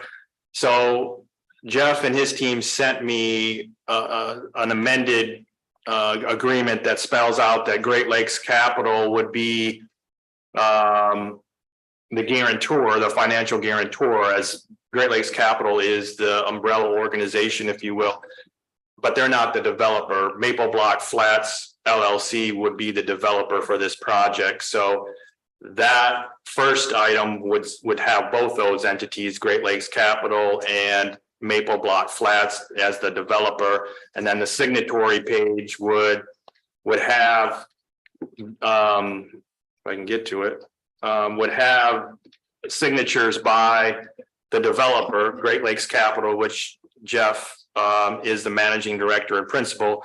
And I also have a signatory for the financial guarantor from Great Lakes Capital Development LLC. Their manager, who is Ryan Rands, would be a signatory of that financial guarantor within this document. So they have kind of separated that out in an amended agreement. And certainly, you know, we can continue to work through that. Yeah, so that first page has been slightly modified to share just what I said. Great Lakes Capital being the financial guarantor and Maple Block Flats being the developer. And then there's language in this about the financial guarantor, what they're doing to provide that, you know, additional feedback, what the definition of a financial guarantor is. That is Great Lakes Capital Development LLC. And where else?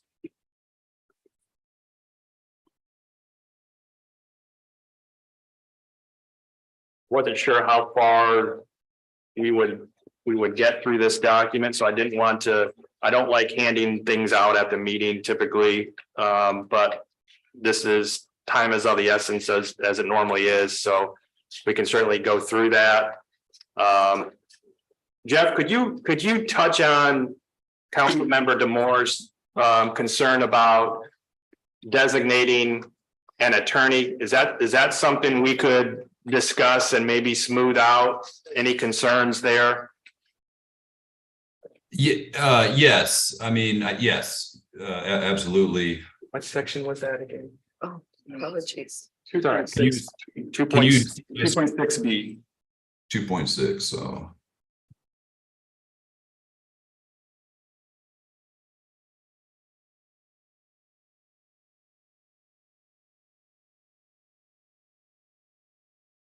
My reading of that is the identified person is our individuals within the. That's the city.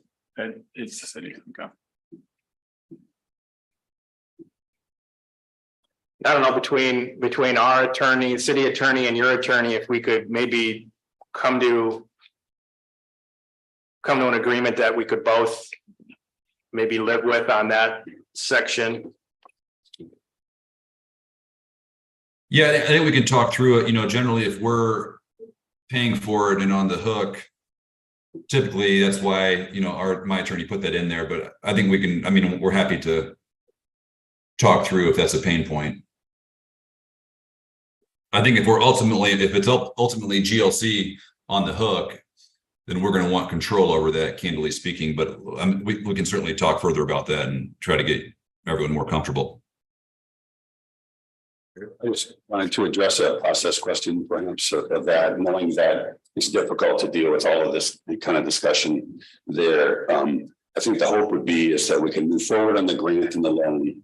Along with any disbursement on the loan will be subject to an approved executed agreement that happens. If we can't come to that, or there's no possibility, then there's no loan dollars that happen. I think the main thing has been is the guarantee of an irrevocable letter of credit. You need to talk to Great Lakes Capital, that irrevocable letter of credit is you to draw on for the loan payment if the project doesn't move forward. If they spend all the money, the project doesn't move forward.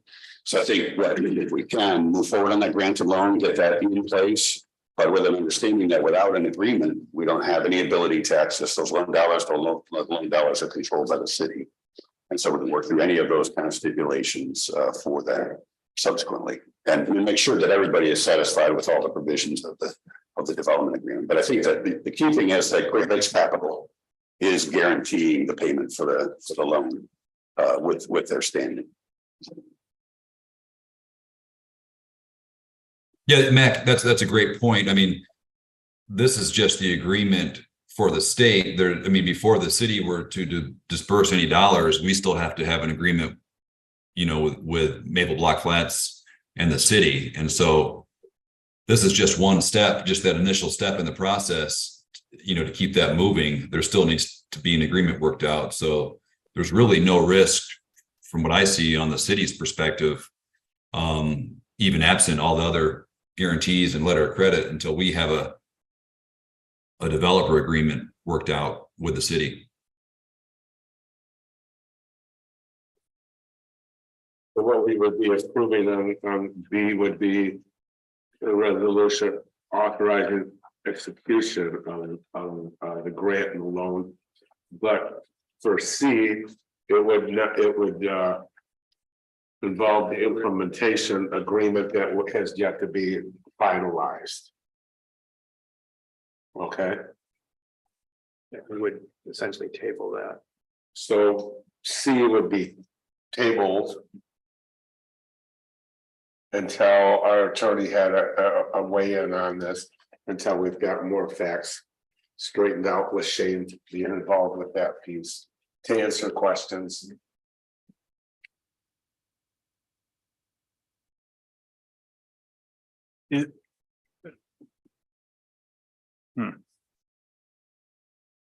I'm okay moving forward on this on B. Understanding that there is no money coming out of any loans. No matter what, if they started building tomorrow, they could not access that because we do not have a agreement with them on the execution of the loan itself. Or the grant, frankly. Or the grant. Nothing would move forward until we had a follow-up agreement, which was for the execution of it. Mr. Moore, you're. As I indicated, I'm happy to authorize execution of the Eagle Brownfield grant. I will not authorize, my vote will not move forward the loan agreement. Mr. Shields, May I offer a motion? please. Authorize mayor to execute the grant and loan agreements for the Eagle Brownfield grant and loan agreement for Maple Block Flats. This is for B. Mr. Wagner, support. So I have a motion from Mr. Shields, a second from Mr. Wagner. Any other discussion, Mr. My Wagner? discussion, comment is, I really appreciate all of the time and effort Tina and so many of you put into this. And it's really complicated. And some of the edits that have been made, I know Tina are there for you, because of you, and I thank you for that. I'm respectful of everyone's perspective. This is nothing to do with any aspersions on the developer. It's just risk tolerance.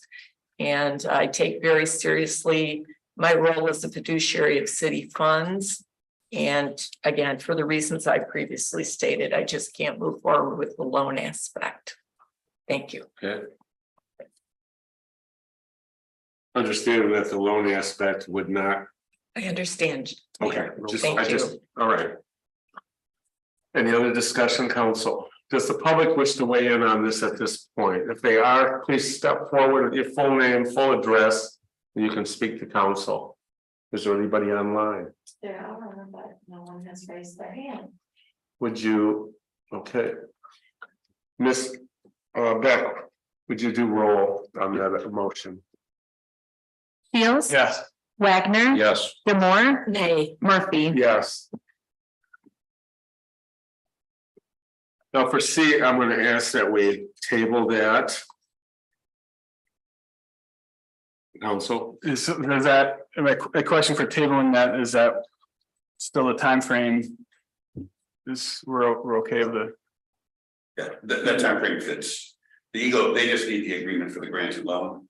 They don't need the implementation agreement signed right away. Got it. the funding, what they're doing is basically accessing the funds or earmarking the funds to the city of Petoskey rather than going to next year and getting back in line with, because of, I think it's October 1st is Their new year. the new year. Yeah, Great, then So this is, okay, Do you want to do a motion for that tabling, or I think that's probably the correct way? we have a motion to table C, the adoption of a proposed resolution. Resolution approving the implementation agreement for the Eagle Grant and loan for Maple Block Flats project and authorizing the mayor and city manager to execute the agreement on behalf of the city. So moved. Second. Have a motion from Mr. Wagner, a second from Mr. Shields. Any other discussion, council? I would only suggest that in the effort to relook at this, that folks reference the resolution from, sorry, let me make sure I give you the correct date, March 20th, 2023, that was passed by this body that has specific language that I think is relevant to be considered. Thank you. Okay. I do know they have worked with us. We've come up and we've come with them on, look, we don't want Maple Block to be the LLC holder of the loan.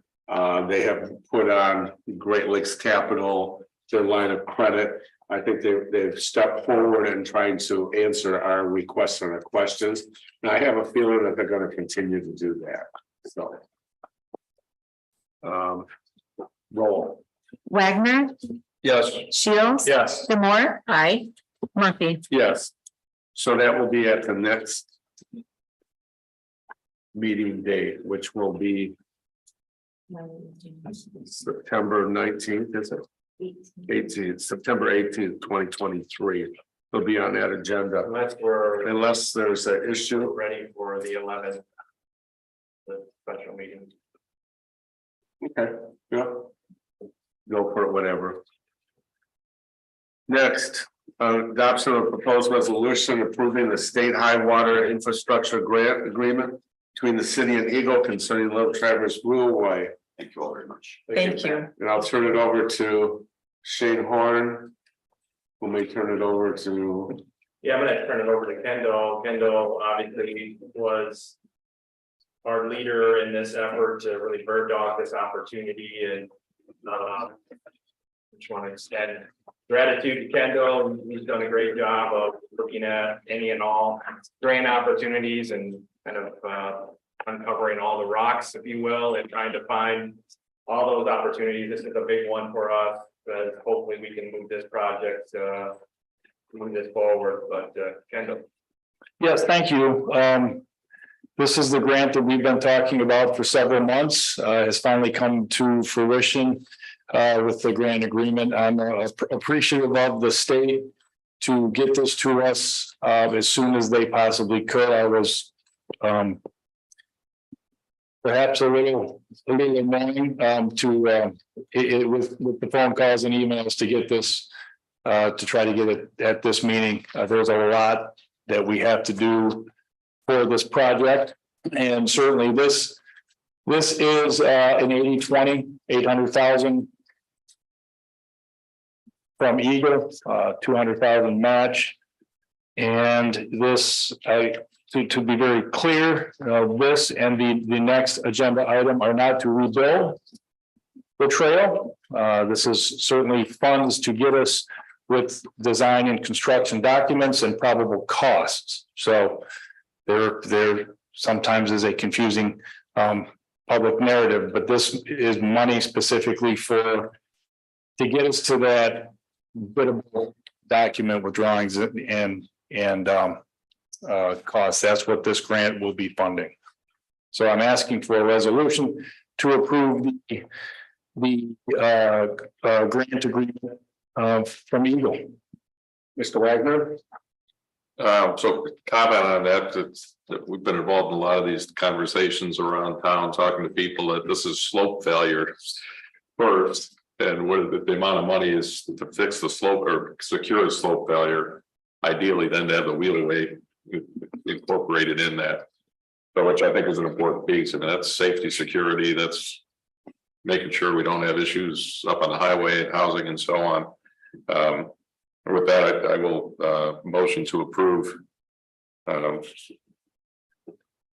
the grant agreement with Michigan Department of Environment, Great Lakes and Energy, Eagle. Support. I have a motion from Mr. Wagner, second from Mr. Moore. Any other discussion, council? Mr. Moore? Just quickly to reiterate, on your behalf and on all our behalf, that this is to determine whether or not it's feasible to restore the washed out missing part of the wheelway. That's part of the next agenda item. I guess that's an element in the proposal to, it's complicated. So we need to make sure that we can do the project before, as part of the steps that we need to take to come up with a buildable design. Thank you. Any other questions, comments? Public wish to weigh in on this?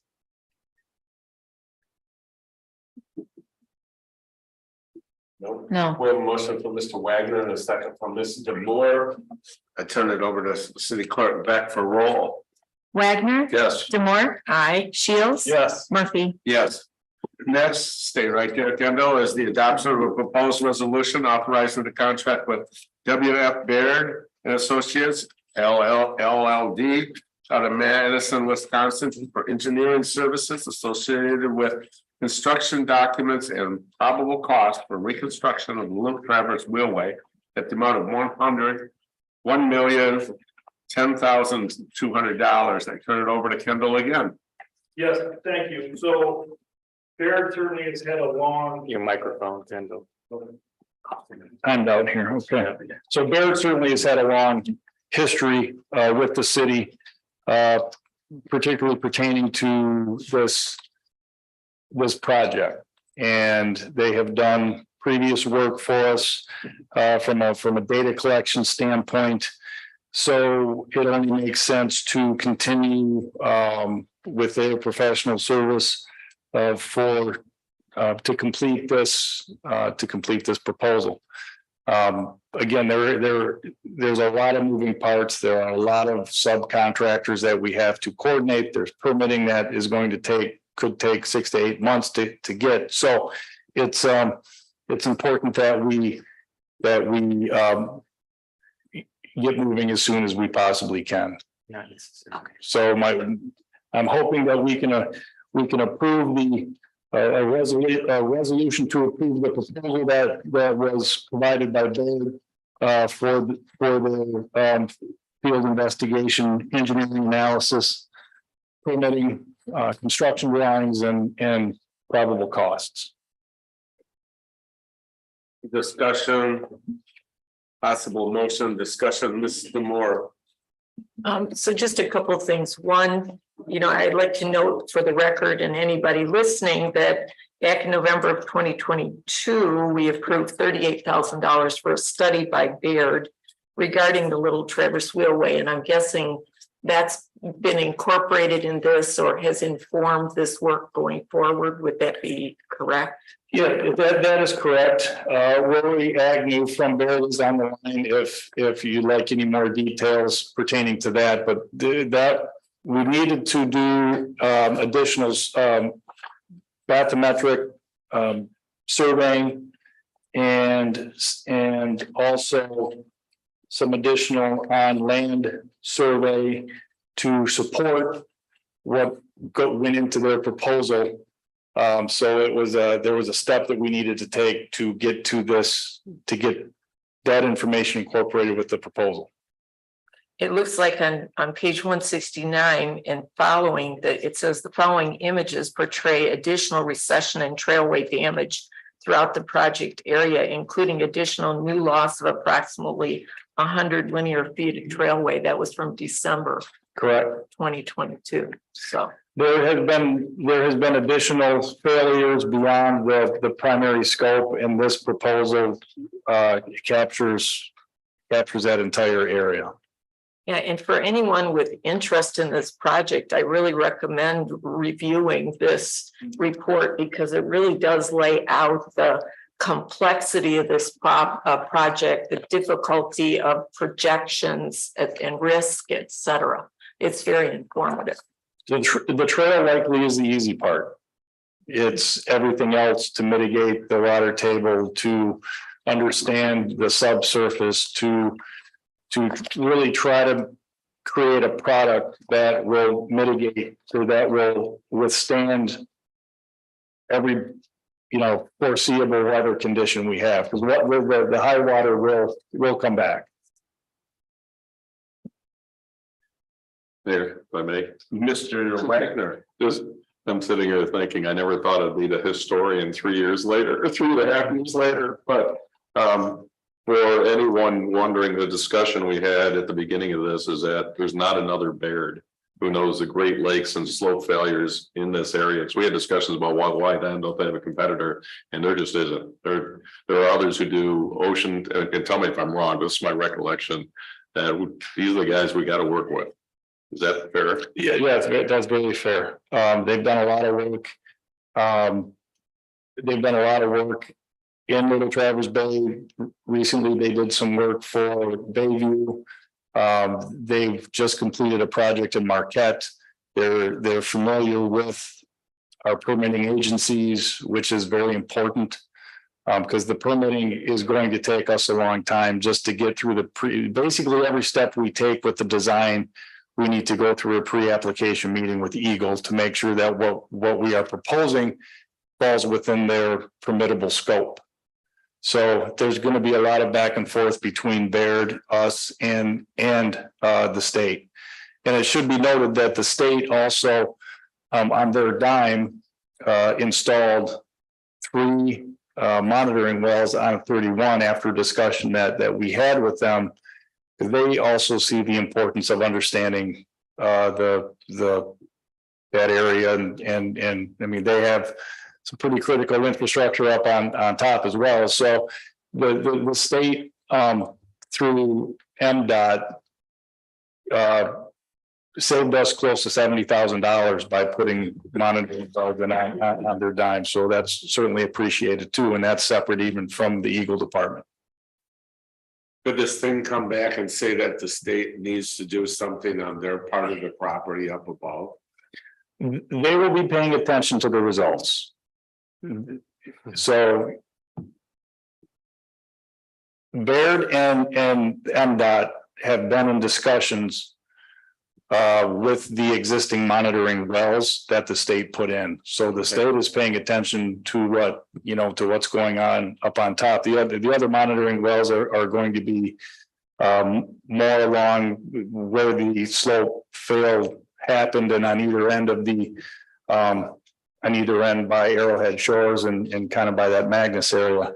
And I believe there's one more perhaps up on Epler, but the state is paying attention, and certainly when we have any progress meetings, they have a seat at the table. Mr. Shields. The trail, as you said, be the easy part, but in the final specs, or will there be alternatives for the city to choose between, far as maybe cost alternatives for the trail? Or in your estimation, you think the slope engineering will pretty much, there's going to be one place for the trail?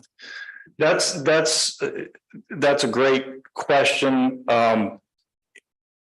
I suspect, and Rory, feel free to jump in. I suspect what Baird will do is they will compile all of their data and locate the best area for trail location. So, Rory, would you like to expand at all on that? Sure. Thanks, Kendall. I guess in terms of the trailway itself, I guess moving it around and changing different alignments of it could be a complex matter because it's benched on the historic trailway. There's a current easement in place for its location as it goes across both city property, county property, and private property. So in some sense, it's going to be challenging to look at, can we raise the trailway up like 3/4 of the way up the slope versus where it's at now? But that being said, there is areas that where the bigger failures have taken place, where there's large swales behind the trail. And that has to do or causes complicated situations with groundwater and could potentially cause failures. So I mentioned that because the fluctuations in the trailway might have to do more with the elevation at the current alignment and different stuff like that versus necessarily moving it to either the toe of the slope or the top of the slope. And that's, I guess, my preliminary answer, not having gone through all of the study yet. Thank you. Mr. Morrow. So I just want to put this on the record for clarity for community members and understanding. We do have a bidding policy. This is a over $1 million ask. And typically bids for any contract above $20,000 have to be bid out. Professional services are exempted from that. And as you indicated in your opening statement, these are deemed professional services. And it's my understanding city manager believes these to be professional services as well. Correct. Yes. Yes. So that's why that there's no bid involved in this process, even though it's far above $20,000. So again, just putting that on the record for full transparency of folks in the community that may wonder. And certainly, and thanks for that, Tina, certainly a construction project is a little different. So when we get to that construction, document to build the trail, then It will go out for bid. Then it will certainly go out for bid, correct? It will go out for bid. Yeah, and I guess as an aside, since this policy is since 1994, and I again make the request that we revisit this policy because there's no definition there of professional services. So I think that'd be a really good thing to do. I totally agree 100%, 110%. And I think we should put it on an agenda for sometime in another month or two. I don't see anything coming down the track right now, is there? A need for that to be addressed right now for bidding? Do we have other bids that we'll be going out that we need to be concerned about? What she brought up, and that is who is a professional? We're bidding projects out all the time, so that's continual. So then let's put it on the agenda for sometime at the end of September or October. Is that okay?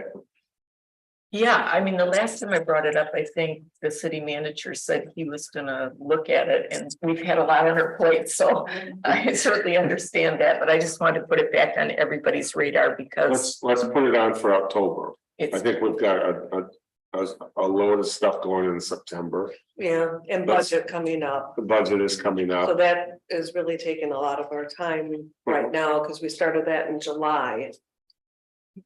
So if it would be okay, I think November would be a much Be okay. easier month on staff. Could you put it down for November sometime? If that's okay with you, Shane. we're good at that. Yep. There you go. Mr. Shields. James Sedgwick, I have a question for Mr. Agnew. Regarding, so you did the bathymetric study for the area. And I saw in figure 2.1 Salinas Mission Beach, the submerged stone reef that was part of that. Is there, would there be something like that for this larger project with the failure, looking out into the lake and engineering, whether it be a submerged reef or emergent reef? Is there any of that type of discussion? Maybe it's a more professional curiosity. Yeah, so we did look at that initially in the initial study that we did for this reach of shoreline. And it was determined that we could use a cobble beach material and not necessarily need to do offshore structures to keep that stable. There's benefits to those offshore structures from an ecological perspective, but one of the main reasons we would use them for shoreline protection would be to help stabilize beach material and mitigate wave. So if it's not necessary, it's an additional cost and additional hurdle with respect to permitting as well. But it's not to say that it's something that's off the table by any means. Thank you. Yeah, I was pleased to see the desire not to put rock on the shoreline, and my concern with rock and shoreline is that I'm sure engineering studies show that could lead to a failure someplace else. So I appreciate the looking up and down the shoreline. And so we're not fixing one spot to cause a failure someplace else. Yeah, and that's, exactly what we're trying to avoid too, because while these issues of stabilization and failure are serious when you have infrastructure behind them, they're also what feeds sediment to the entire Great Lakes Basin. So there's a lot of that ecological balance that we try to achieve with our designs.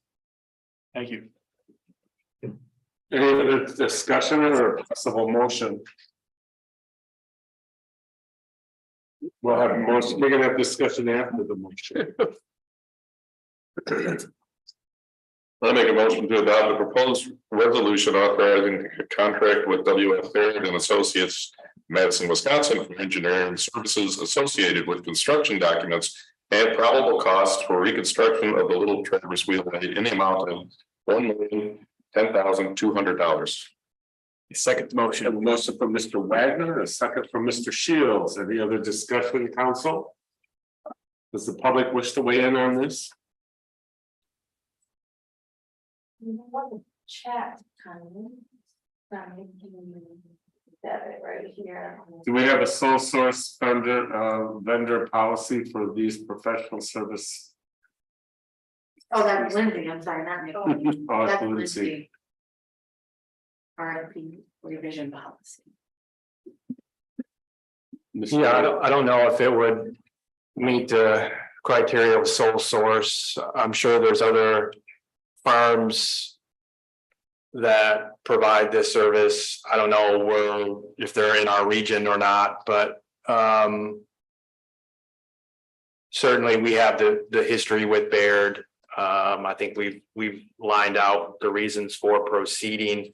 Certainly, if we have an issue and it's a sole source, there is an opportunity for us to have council concur to waive the bid process if there is a sole source, we can't get that piece of equipment or that to service provided by any other vendor, if you will. I think it may be a difficult case here to make that claim, but I think we've tried to lay out the reasons why in other ways that we support going forward with Baird. Also, please go to roll. Wagner. Yes. Shields. Yes. Demore. Aye. Murphy. Yes, motion passes 4-0. Thank you. No, Thank thank you, you. Kendall, for all your work on this. As always. The city appreciates your work, and so do we, this council. Next, the adoption of resolution authorizing the submittal to the Michigan Community Center grant for a Carnegie building improvements. I'll turn it over to City Manager Shane Horn. Thank you, Mayor. Val is still here, right? Yeah, Val's in attendance, our library director. Val had called me the day she opened bids for her big project, facade improvement project, and I think I had to talk her off the ledge a little bit just based on the numbers that she was looking at. So to help facilitate her project at the library, I just mentioned to her, maybe we break off the Carnegie building improvements out of her bigger project. And so she could move ahead with her project, which if you've been by the library, you're noticing that they're full bore right now with her project. So this would be engineer's estimate based on, if we project this out, 2 years where we're projecting this grant to fall. This likely will be about $1 million project to do windows, emergency lighting, HVAC improvements, concrete stairway and building facade work, stairway repairs, flooring. So the estimate at the time currently is $850, but we all know what 2 years likely will do to that number. So in the grant, which John Eichelangeli is helping us kind of move this forward with Val's assistance as well. We're just going to submit $1 million project just because we don't know what 2 years looks like. So we're suggesting a 10% match for 2025, and this would be take part in or place it in our CIP. So we understand that there's currently not funds available to do this currently, so that's why we've moved it out into 2025. And hopefully, you know, when you look at the grant documents, it may be a little bit of a they look at need first, and you know, based on our community. And so it might be a high bar for us to reach, but I always think you put your best foot forward on these and see where you land. And that's kind of what we're requesting of council, to allow us to authorize us to go ahead and submit for the Carnegie Building improvements using the Michigan Department of Labor and Economic Opportunity Community Center grant. You see, there's $60 million was approved statewide for this possibility, so there is a chance that we can get something. If not $1 million, we can get something out of it, correct? Sure, yes. Council? Mr. Wagner? Quick question for Shane or Val on kind of ownership of the Carnegie Building and restrictions on use. That hopefully doesn't take too I long. was hoping that question wouldn't come up. Sorry. I've heard it before. I'm just asking the refresher, but You can't get there from. it's more curiosity than everything.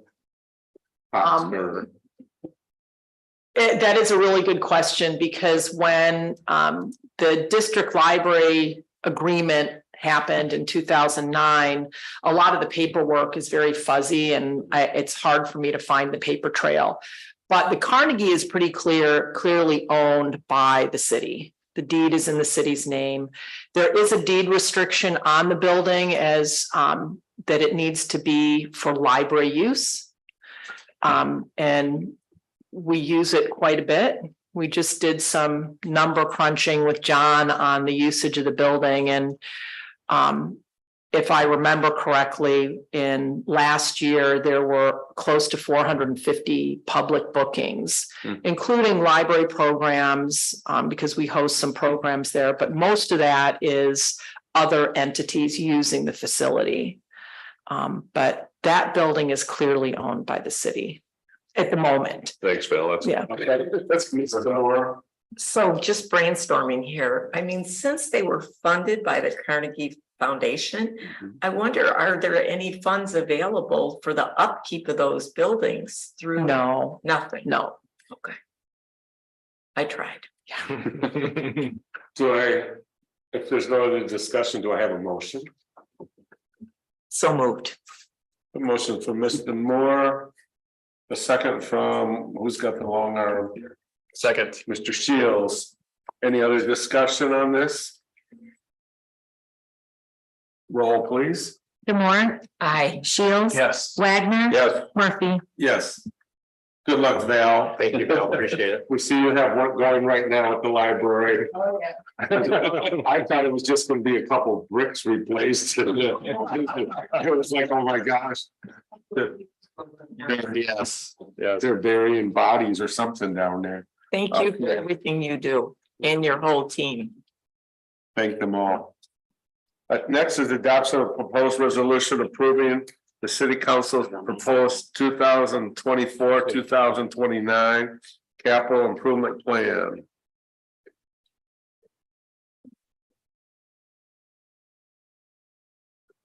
Capital improvement plan. Thank you, Mayor. Appreciate the investment of your time a few weeks ago with our combined meeting with Planning Commission. I will say that our meeting with Planning Commission last week, they unanimously recommended moving this forward for city council. Just had a few comments. I always I'm interested in feedback on how we can improve our process. And so I did get a lot of nice constructive feedback, and certainly we'll incorporate that going forward. But overall, had very good comments, feedback, very appreciative of the time that staff spent in compiling the data, the presentation. I think was overall well received, very good feedback. So I necessarily wasn't planning on going through that presentation again for 2.5 hours, but we can certainly do that if you'd like. But I will take questions and feedback and any sort of tweaks. I know Council Member Shields and I had a conversation today that he can chime in on. associated with security improvements and I'm trying to think of the other, he had, actually, I don't need to speak for you. I'm sorry. I'll let you speak for yourself, but I'll turn it over to you if you want to chime in now. Thank you, Mayor. Thank you, Manager Horn. So the security enhancements for City Hall. I know there discussion potentially using ARPA money for that. My vote would be to put that into the CIP. I was asking Manager Horn if is that a CIP issue, and it is according to him. So I think it's important. I think it needs to be funded, and I'd like to see that happen in this budgeting process versus the special fund. And curious what council but I understand that as you're working through budget issues, there's other things to consider in that. Which year is that scheduled for? It's Not in there right now. Right, that's what I thought. So you would prefer to put it there someplace in capital improvement versus the ARPA money. Correct. So I would my specific recommendation would be for 2024. So just to give you an update on that, we have worked with a vendor who's also done work with the county providing security services, equipment. So they've looked at our facility as well, kind of came up with a game plan from both a camera and an access control standpoint. And then I've asked Rick Newman and he has graciously came and did a walk through the facility with myself and Director Carr and Kendall, looking at when people come into our building, where you come pay your utility bill, your taxes, there's some gaps there that folks can kind of meander back into the office areas without a lot of interaction. So potentially kind of making some half walls, if you will, there and maybe back toward where the Petoskey Stone area is in the conference room, doing kind of the same thing there. So we don't have folks meandering around without staff realizing that or knowing it. And then having access control where our staff can use either their employee badge or a fob, if you will, and be able to come in and out of the building using that instead of right now, we all have our own individual key. And so when there's changes in personnel, it's sometimes difficult to get that back. Whereas if we have a key card or fob, you can disable that pretty easily and kind of get that into the right hands of the new employee going forward. And we have older, I don't even know the name of them, but it's like push buttons on some of our doors that have, what is it, like 4 buttons. So there's different code that you get, and we can change that up, but it's kind of an older style system. So I personally see a need here, somebody that's new to the facility. It's a beautiful, wonderful place, wonderful facility, very well done. And that's what I mentioned to Rick. I don't want to create a compound and ruin all the great work that architects have put into this facility, but I do think there's some areas that we could certainly improve on. And I really wanted to try to move that forward quicker, which is why potentially using ARPA dollars, may make some sense to try to move to facilitate this going forward. So that is certainly another discussion that we need to have. We have not really done anything with those funds. Personally, I'd rather see whatever it is, let's utilize it.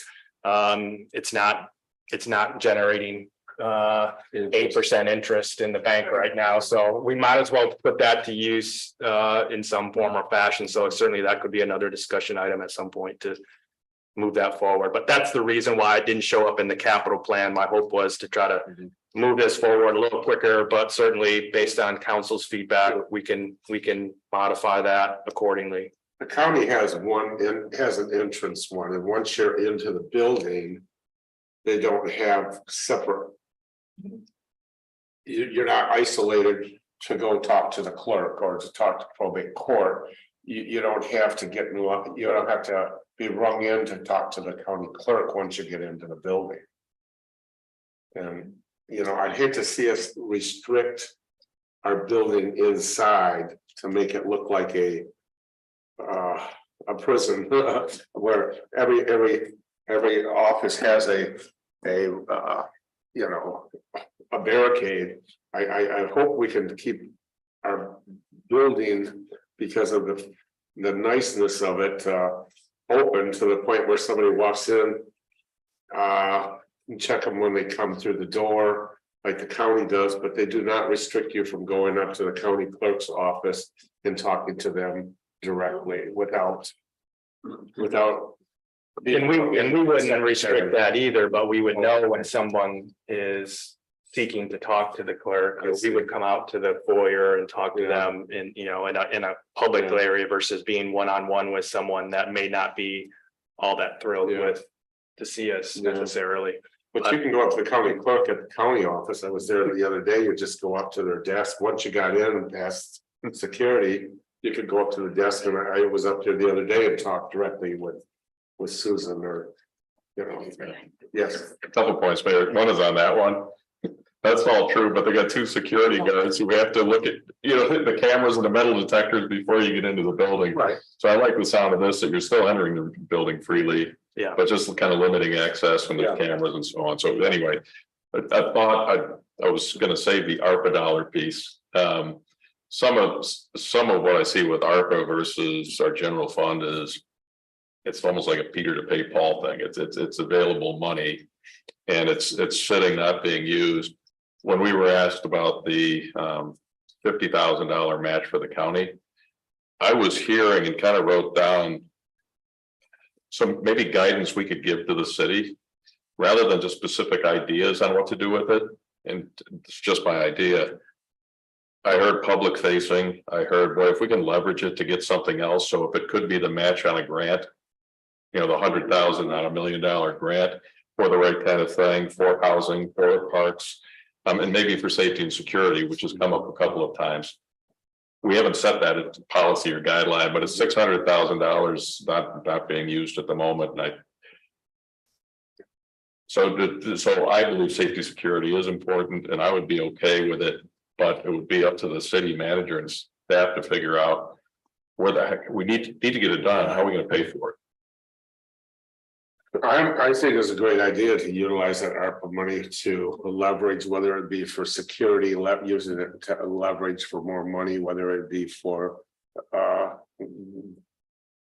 the trail, which is unfortunately a ways away, but if it wasn't, possibly that would be something we could use for leverage to get more grant money. But I think the ARPA money is a fine place to use it for security at this point. Ms. Demore. I actually agree with Derek that it's better placed in the CIP. When and where, I can't say. I do think ARPA funds should be more public facing. I certainly support security in the building. But all the feedback I got in Ward 1 about ARPA dollars were things like the winter sports park, that they should be public facing more. I do, though, also agree with the mayor about being very careful about how this is executed and what the look is, et cetera, within the building. So probably more discussion to come. Okay, so are you okay with the proposed adopt the resolution right now for the 24-29 capital improvement plan? One more item. This would go into the back of the to be funded items. This is the other item I brought up to Manager Horn was some water end of the line water quality issues and some specifically Caramel Court in Ward 2 that looking into right now. I don't think there is what is the answer for that right now, because it would be costly. And so I talked to Manager Horn, if we can get that into a line item as a needs to be funded item, then staff would be directed to come up with some solutions that I would love to have council be able to weigh for a future CIP plan. So you want to put those into this plan here for 24, 25, 90, 29? I would like, yeah, that would be my request. I think we would have to send it back. Would we have to send it back to the planning commission? I don't think we would, because this would be back into the longer term items as. How does 29. that? Funded long term. Yeah. Well, Something we like have that. 76 million is what the thing is right now. So you want to put it on? Where do you want to put it? It would be, again, it would be in the back of the plan until we get funding secured for what that's gonna look like. I did talk to Mike about it and he put together a response or helped me put together a response to Councilmember Shields' question. I think it's something that we'll just have to look at. Typically, we would not, going forward, we would not allow dead ends. That's just not our process, but we have some and they certainly cause us concerns. We'd certainly rather not have those and we'd rather not have to, answer those water quality concerns, and looping is certainly the way to go about that. It's, sometimes easier said than done. Without doing some significant upgrades to our infrastructure, but there's other options like flushing, like hydrants that have automatic flushers on them, so they run and kind of flush the lines during off-peak times. When we talk about sustainability, that's probably not the greatest thing to think about from a sustainability standpoint, but it certainly would improve water quality. So it's certainly something that we can look into. We can put in the back end of the plan and move that forward as we get funds, and maybe we can reevaluate that even, next year as we put this plan together, where we can kind of earmark those funds and kind of put some thought into that. I appreciate that. I feel like that's just one small tangible step of action. Yep. There are numerous places. It isn't just one location, their location. And maybe not identify as one, there's multiple. Mr. Wagner. Yes, Mayor. I first of all, really appreciated the joint meeting with Planning Commission. I thought that was incredibly helpful to educate us both, and we all heard the same things and had an opportunity to hear each other's questions. So thank you for that in planning. And with that, I'm going to motion to adopt the 2024-29 capital improvement plan. I'll second the A motion. motion for Mr. Wagner, second for Mr. Shields. With the proposed addition. Yes. Okay.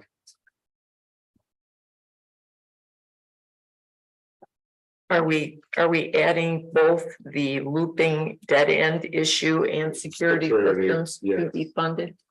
Yes. Okay. I mean, it'll get a place to at least stand someplace where we can, it's now on paper. Okay. And if the money comes available, Right, but it's not a guarantee that it will. right?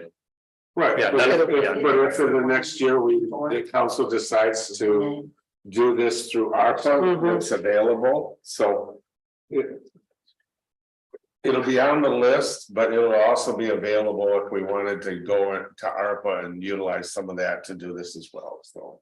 So clarification, you're adding the water quality looping system issues on the projects lacking funding. Yes, But the security, did you not say you wanted it in 24? You're still saying 24 or in the lack of funding? That would be, Because it does. that would be. We would have to find the funding then in 2024.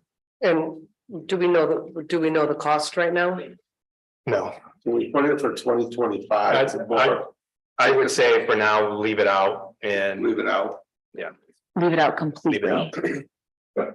And possibly something will come up, they end up getting a flyer on a grant or something. Where we can jump in and we have ARPA money to do for some leverage for it then. Is there any value to putting it in unfunded, so at least it's on the? That one would be one that I would want to have planning commission part of, and it's one thing to have utilities, that's an enterprise fund but that's one that I. Don't want to get that feedback from planning commission that they weren't aware of that, so I would just, let's. Yeah. Hit it, We'll make a note, it's a priority. right, Yeah. Any other discussion? Public wish to weigh in on this? Who Roll. seconded that? Shields. Wagner made the motion, Shields seconded the motion. Ready? Yep. Wagner. Yes. Shields. Yeah. Moore. Aye. Murphy. Yes. Next is city council comment. This is your opportunity, Mr. Wagner, to address the public and city. It was another great weekend in the city with some great entertainment and unfortunately, they called it a city send off, or a summer send off. I'm not ready for summer to end. So let's keep the great weather coming and other than that, no comment. Thank you. Carry on.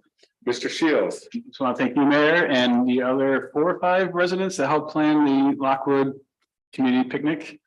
I just appreciate our community continue to show up and participate in many ways and enjoying summer and a summer evening. It was one of those ways. So thank you, Mayor, and I don't know if you were 5 or 4 other residents. I had 4 other residents that stepped up and met in my backyard to help relieve some of my responsibilities. And I tell you, it's great because everybody wants to continue to do their spots. So. Well, and I met one of them who I was asking, is there a community picnic or is there an opportunity to have a community gathering? And so then she took the initiative to reach out to mayor and help make it happen. So it's an example of participation, and if you have ideas, you can make things happen.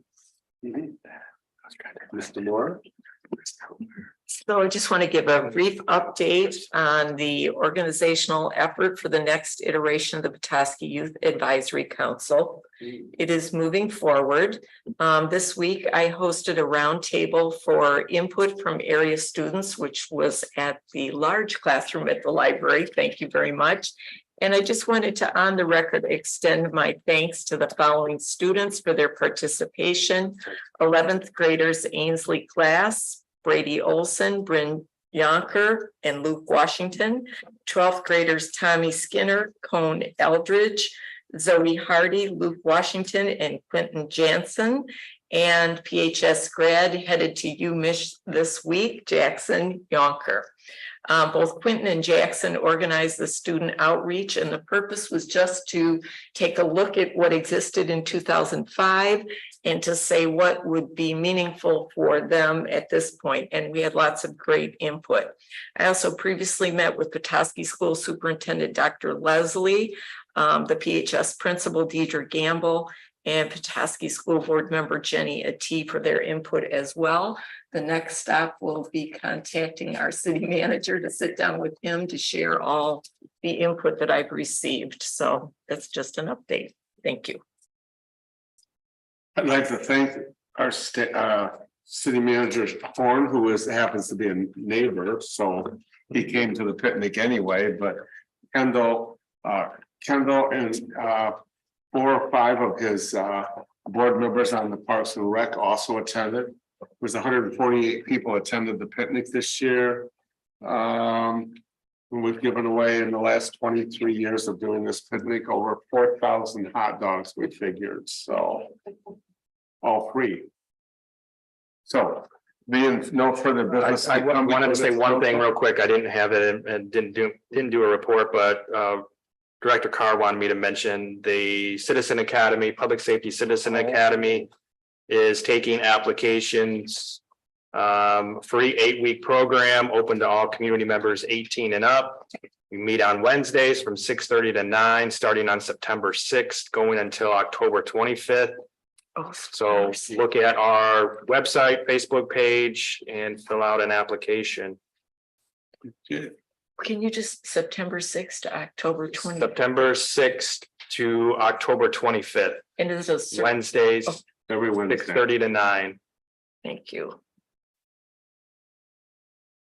Great. Hope people will sign in for that. There being no further business to come for this council, I call this meeting adjourned.